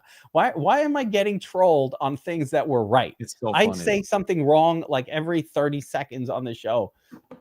Pick on those. Okay. Where am I? Oh, there it is. Thank you, Donald Lowry. We love you and appreciate you. Romo Dunze, nobody mentioned him. Give me some Rome as well in this zone. Not If I just mention the Caleb. Bears, I get slaughtered in the shed. So I Yeah, just no, let you I'll guys do it talk for you. about I'll the take it. Bears. I'll take it. Listen, your Bears love has led me to more tournament wins than even you. I feel like I'm always like, Bobby loves him, I'm in. And then you're like, well, I didn't play him that much. You're like, well, I got it. Take him down. No, I'm kidding. But it's helped me quite a bit. All right.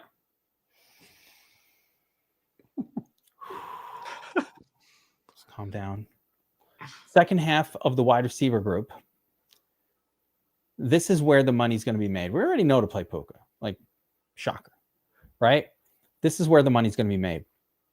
So let's take a look at the second tier, 6K down to 5K, this zone, and then we'll get into the cheap zone at the end. But lots of good plays here, lots of standout plays in this zone. I've heard Olave's name mentioned a little bit. Garbage time points. Jacoby Myers, he's due, right? 14.6 prop projection right there.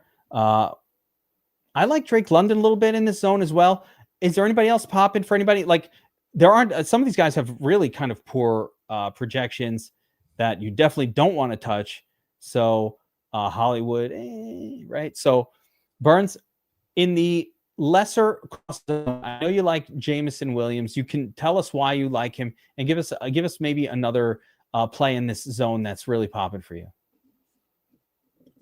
Yeah, I mean, the ownership is gravitating around two guys in this zone. It's really gravitating around Drake London and Jacoby Myers. And I think Jacoby Myers is becoming ridiculously owned. I mean, 20% that's almost fade worthy right now because he's going to push 25 to 35% and somewhere in that range in the millie. And that's a lot of ownership. But other guys in this zone that are actually, it depends on how you're building. Like if you're going with Justin Herbert, Q is going to have to, he's got to be a part of your player portfolio this week. I think Ricky Pearsall is a decent play as well this week at 5,700. I also don't mind Dwan Jennings. Just depends on how healthy he is or not. But he actually is also propping out pretty well too. But yeah, these are guys that you're going to need to have as part of your portfolios this week, as well as Keenan Allen. I think Keenan Allen could actually get it. He could be the guy for the Chargers this week that gets it done. Like that call. Keenan, 5,300, still disrespected on the salary. He's everything that Ladd McConkey is right now. There's no difference, just ownership and salary. Josiah, how about you? Secondary group here, 6K to 5K zone. Anybody popping for you in this area that you're excited to button click on? Yeah, two guys that might have been mentioned, Jameson Williams. This Browns secondary doesn't concern me too much when they're on the road. He's only 1% owned. I know the props hate him, but I am playing a little bit of golf. And even without golf, I'm still open to having him show up in a couple of lines at that low ownership. And then DJ Moore, he's been seeing the most targets so far this season for the Bears. He just hasn't had the same upside as Rome. And once again, that low ownership, I like this game environment. He's someone that I want to be over the field on. That's got that sneaky GPP pivot appeal that tournament tactics is all about. Of course, I said that I think 2 weeks ago with DJ Moore or last weekend, and it was like all Rome and he didn't do anything. No, we said it last week. He scored. Did he score? But he got like he a didn't 12. put up a tournament winning score, but It wasn't a tournament winner. It was he's just more involved. yeah. And similar to Debo too, like their running back situation is a little questionable. Was it Caleb? I think in an interview this week said DJ's comparison is to Debo.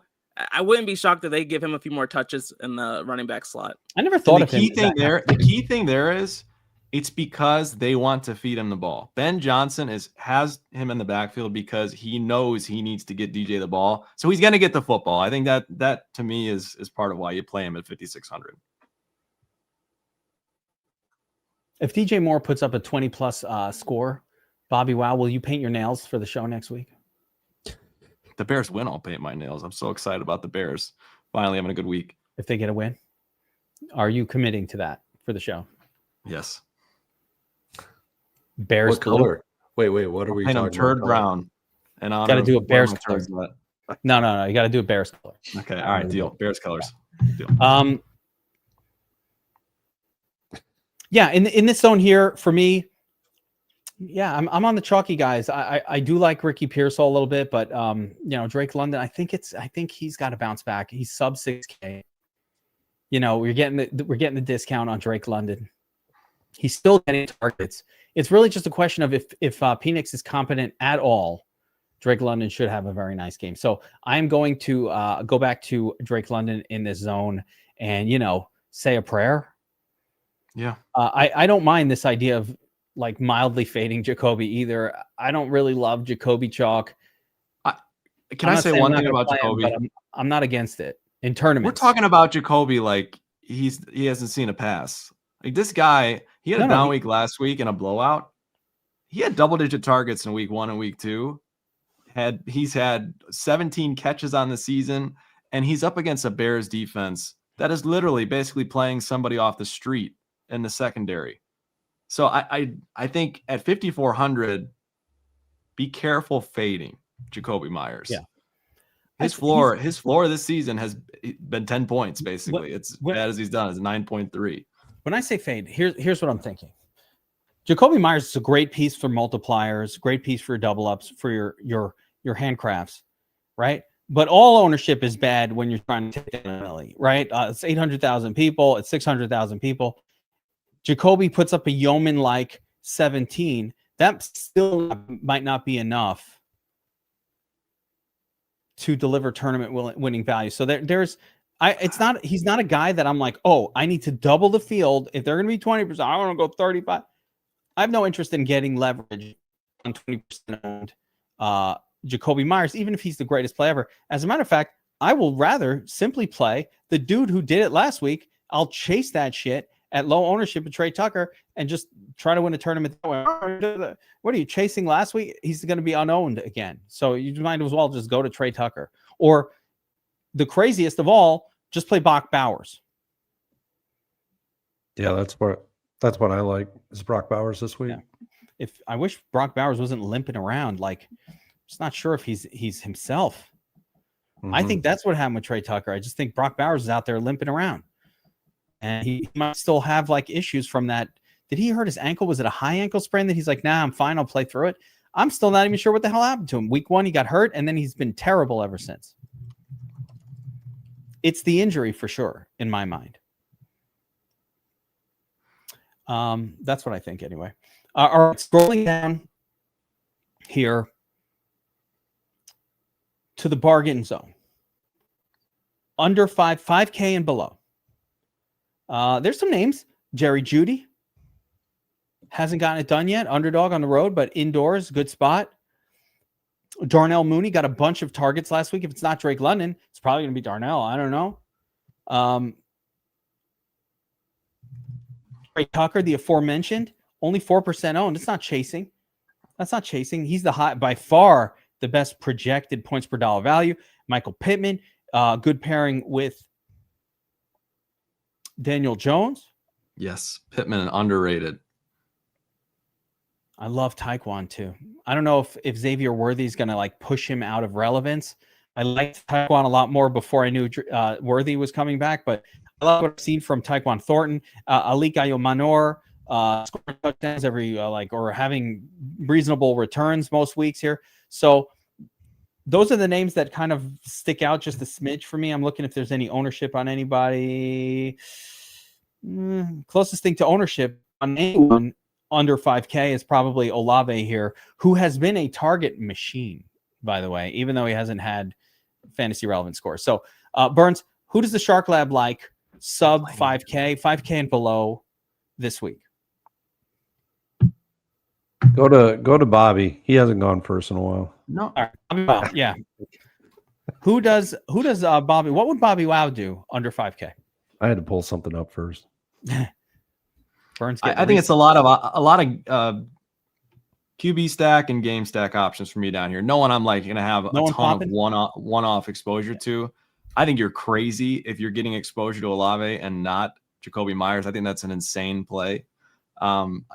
Pittman, love him paired up with Dimes. It's clear that he is Dimes' go-to guy outside of Warren. 2 touchdowns in 3 weeks. I think Pittman has looked really, really good, has a solid matchup and a really solid prop projection as well here.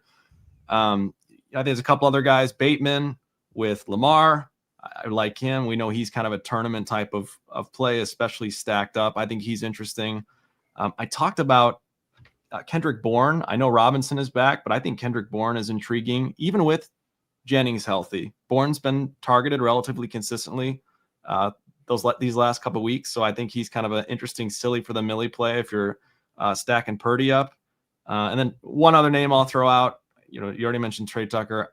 I think Darnell Mooney at some point is going to have a breakout game, and I think that's going to come whenever Penix breaks out of this funk that he's in. So is it going to be this week? I don't know, but man, this would be a great spot for Mooney against the Commanders. He's intriguing to me as kind of like a one-off punt.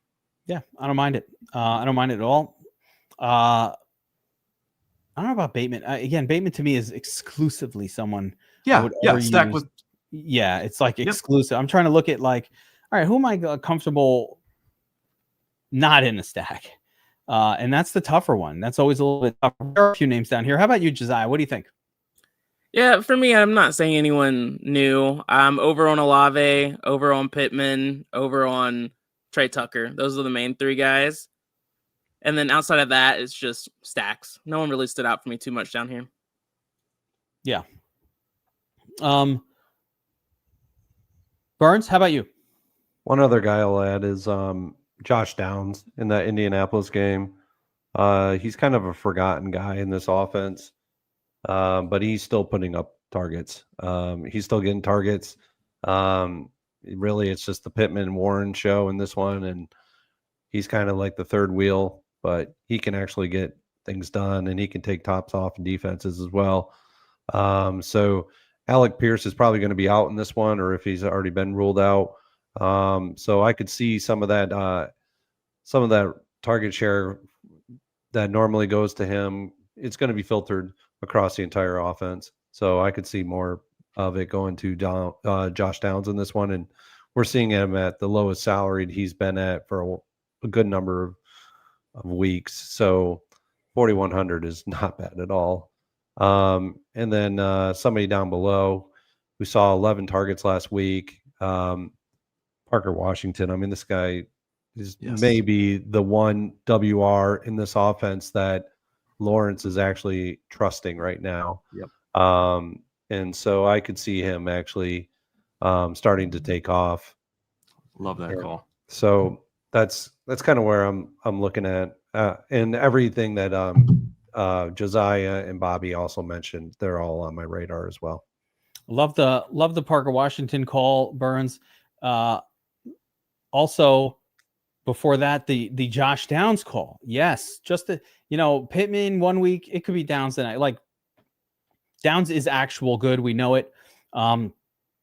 Pittman, Downs. If we like that game, we need pieces of both of these guys.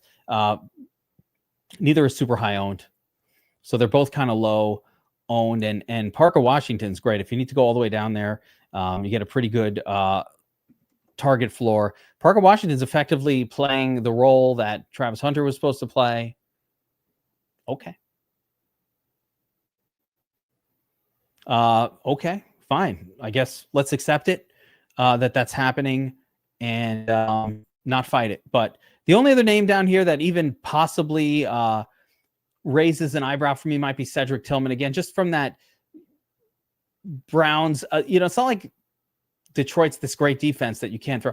I think the Browns will be just slinging it out there. They haven't been that exciting this year, but I think they'll be slinging it. This will be one of those games where the Browns fall behind massively, and that actually could benefit Jerry Jeudy and Cedric Tillman. Tillman is like the full unowned milli maker. He did something and no one had him, and you have him, and now you're winning a tournament kind of player. So, and I would say Trey Tucker being still 3 or 4% owned, crazy. The one other guy too I'll mention is Renfro. Oh, well, there you go. Yeah, there we go. Assuming that's going to be covered with Gonzalez, like Renfro being in the slot should see more targets, but I'm still not overly excited about it. But I'll have some. And Adonai Mitchell, everybody's mentioning him because Alec Pierce is going to be out. And Adonai Mitchell did light up training camp this year. He was great in the preseason, and he's a name that I think we're a little bit, definitely the hipsters are excited about. Adonai Mitchell as well. They're cracking open their IPAs and toasting to Adonai Mitchell in this one. So, yeah, that's going to do it. Final thoughts on wide receiver, or does anybody have anything to add? Let's move on to the tight end position. Yeah, we move on. All right, this is a tough tight end for me this week. I did not have anybody that really jumped off the page, and I was like, yep, that's my guy. I've been playing just Juwan Johnson every week, but I think the matchup is like less good here than it's been for the past few weeks, so it's a little bit tougher to get excited about him. I looked at Kyle Pitts, and then I looked away and remembered that I hate him. And then, and like, what am I playing in Njoku? I don't know. So I need some clarity here. Josiah, I'm putting you on the spot. You can try. The only two guys that I feel comfortable with are Tyler Warren with Danny Dimes, and then Hunter Henry with May. Outside of that, I have a ton of capped exposures because I don't really trust a lot of these tight ends. Very tough position group. BobbyWow, how about you? Yeah, I think similar with Warren. You got to take some shots on Brock Bowers this week. 100 rating on the DS. I know he hasn't looked right, but a phenomenal matchup, and he's below 6K. His ceiling is sky high at that price tag. So really interesting tournament play. I think Mark Andrews isn't getting as much love as I would have expected. He looked much better last week. Finally was involved. I think he could be a really interesting piece from that game. We already like stacking that game up. Andrews to me is a really interesting option. He's someone I'll have quite a bit of, but otherwise, yeah, I think it's Tyler Warren for me is kind of like the top dog, even though he's chalky.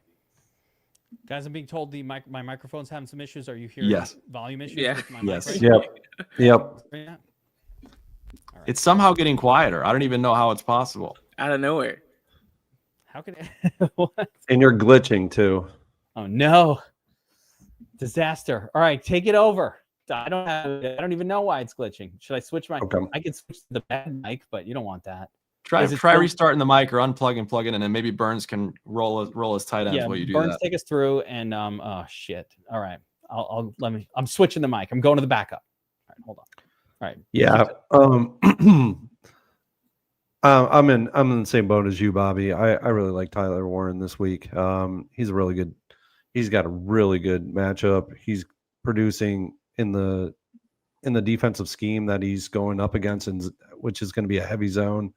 But another guy that I like as well is Dalton Kincaid in this matchup. I think he's also going up against a heavy zone defensive front and defensive scheme. And he's producing yards per route ran of 3.11, which is crazy. So I like him as well. A couple other guys, obviously that Las Vegas game. Love Brock Bowers in this one. Let me get something else here.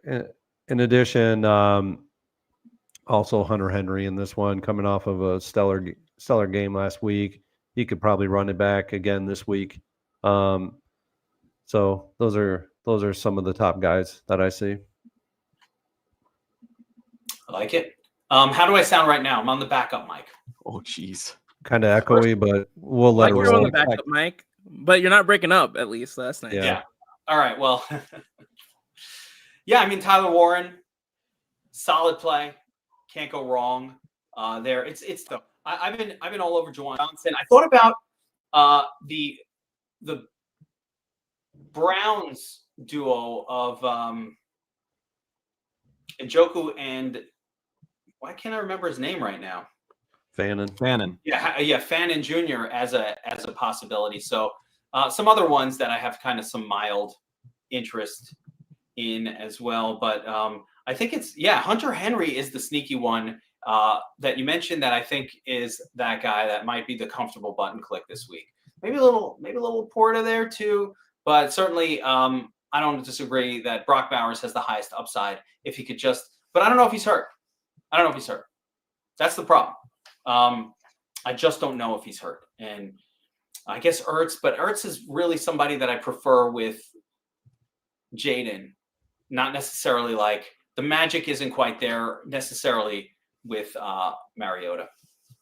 No, by the way, Brady's telling me it might be all the windows open. It could be, but I also I've been meaning to change this cord. It's been sketchy, and I have the other cord. I just don't want to string it. Well, there are two guys that are in the threes that are propping out pretty well. It's Brenton Strange as well as Dalton Schultz. They're both propping pretty well for their respective salary price points. Yeah, Strange is up there. Hunter Henry. When you sort fantasy points per dollar, actually Zach Ertz. Really? Maybe it's Zach Ertz. Yeah. He popped. Yeah, top points per dollar play. Yeah. All right, guys. Let's move on to defense, and we'll wrap this up. There's not a ton of defenses that are going to be super relevant on this slate. I like the pay-ups. A lot of them look like bad plays, but maybe I'm wrong. Maybe there are great plays, and I'm missing them. So when we sort by ownership, you can see the Texans going to be high, rightfully the highest owned. Some Lions exposure. Bills got to be in there after what's happened to the Saints offense the last couple of weeks. They're the Raiders. BobbyWow, an insult. The Raiders are up there in ownership. So why? And an insult to Josiah with the Patriots up there against a surging Bryce Young and Panthers team that looked great last week. Why are we doing this? All the receivers are hurt. So, I mean, that could also make sense. That'll do it. And I think the proper pay down option are the Titans because that Texans offense is pretty sketchy. I like playing Texans defense more, but if you have to, it's like for me, when I looked through it, I was like, if I had to punt, I'll just click the Titans and hope I get better than a 0. With that being said, Burns, take me through what the Shark Lab loves for defense this week. You are all over it. Yeah, I mean, we had a pretty good week last week. I mean, on this show alone, we had Minnesota Vikings, we had Philadelphia Eagles, we also had I think we had the Colts as well, didn't we? And we also had, the Buccaneers, I think, as well as another one. I can't remember them all. But a few that are popping in the defensive model, obviously the Houston Texans, but they are going to be so owned this week. I mean, they're going to probably be the highest owned defense by a mile. You may even see 20% ownership on the defense for the first time all year. But they're in a great spot. They're taking on the Tennessee Titans at home. Cam Ward, rookie quarterback. It's just, all the makings of a great play. But when we see ownerships like this on a defense, you do need to pump the brakes a little bit and instead of going all in on these guys, especially in tournaments of the size of, the mini max, the play action, the milli makers, because everybody will be thinking the same thing. So, pump the brakes a little bit on them. But outside of them, defenses that are popping right now, and some of these aren't going to be like plays you're going to be like, what? Why are you even thinking about this? Baltimore Ravens on the road, 2,700 is probably the lowest viable salary defense that I'm going to probably get to this week. Other defenses that are popping right now, the Chargers on the road against the Giants, though I'm not as heavy on them. I like the Rams at home with the Indianapolis Colts coming in. And then New England, but they're going to be owned. Philadelphia again this week, but they're going to be a little bit owned. And then one that'll go significantly under the radar, I don't even know if they'll be owned at 1.5% that they're projected right now, is the San Francisco 49ers. And as you can tell, there's a theme across the board. It is favored defenses. These are not underdog defenses. What is the price point on the 49ers? 3,200. Yeah. Yeah, acceptable price. Trevor Lawrence stinks. Why not? My only hesitation is I want to see how they play with Nick Bosa on the IR. I just don't know how they're going to play with that. It's the first week that they're going to have Nick Bosa out, and he's going to be out for an extended period of time this year, if not the entire season. So that's my only hesitation with it. My guess is not that good, but Trevor Lawrence, bad. Yeah. Worse on the road. So you could get it by default. I just like targeting rookies, young players, bad quarterbacks with my defenses, and that usually works out pretty well. That's why the Texans is such a good spot against Cam Ward and maybe the Chargers. Definitely the Chargers. For Yeah. sure, the Chargers. No I question. don't know maybe about it. Yeah, it is definitely. But There's the- Josiah, I'll give you do you have one that Burns maybe didn't talk about that was popping for you that you think through? No. Burns touched on all the guys or teams that I like. There's 3 that stood out. One super chalky, but the 2 that are relatively low owned are Chargers and Ravens. Chargers because Dart. I don't understand how he's only how they're only 3% owned. That makes 0 sense to me. I have to assume it's going to go up. People want to play Dart. But he's only 3% owned. So one of those things have to not be true. But then I also like the Ravens too. I think that should be a high-paced game, at least to start. And I think Mahomes is trash right now, and he's probably going to throw a couple picks and fumble. So I like that spot for them. Ballsy. I like it. BobbyWow, anything. It's the Chargers and the Texans for me. I think we've done well going no nonsense defenses these first couple weeks, so I'm going right back to the well here. Yeah. I would say a point for the members or the people that are in the comments. You can get heavy on the Texans in your single entry, your 3 maxes, in your cash lineups, and then go lighter on them in large field GPPs. Definitely. All right, guys, that's going to do it. Tournament tactics. NFL Week 4 is in the books. DFS Army subscribers, of course, we will be back tomorrow behind the paywall, building lineups, doing a Players Club thing. Saturdays at noon, we build lineups for multipliers, small GPPs. We've done really well. Last week, we did not put any of those lineups, guys, in the top 2%. We did not win a super booster last week. We aren't always going to win one, but we've got 3 or 4 so far this season, which is pretty darn good, considering we should only really be hitting 1 in 20. The numbers have been great. The show is a lot of fun, so make sure to be there tomorrow with us. We appreciate everybody hanging out here. Reminder, if you want to go sign up at DFS Army, right now you can do it. Special code GEEK, 10% off any subscription at DFS Army. Go do it right now. In addition, if you want to start taking money back from your sports books, our betting is the thing. Of course, Sharp App has a full suite of plus EV tools for advantage bettors, but the Arbitrage tool, you don't even have to be a bettor for that. You could just be anybody. It is a system for winning money, and it's super easy to do. I advise everybody to go do it, or at least check it out. Promo code GEEK. You'll get a 7-day trial to check out that tool. Don't just check out the tool. Check out my stream where I show you exactly me doing it in real time during live games. I'll do it again on Sunday. That'll be going primarily on my Twitter account. So at @FootballGeek if you want to check that out. And that's going to do it for Tournament Tactics NFL Week 4. I appreciate it. Thank you, Burns, Josiah, and BobbyWow for being here. The best crew. Thank you, audience. You guys make this show fun. I will have my microphone cleared up, but having a backup mic, not bad, right? Like I'm prepared. Might not sound the best right now, little echoey, but I've got it. Prepared for it. Oh, Kevin, you don't understand how ironic that was. That was great. Oh man. my gosh. Well, yeah, you're gonna have to tell me after the show the irony of it. All right, boys. Thanks, everybody. Thanks for hanging out, everybody. We'll see you guys next time. Helmets up. Let's go.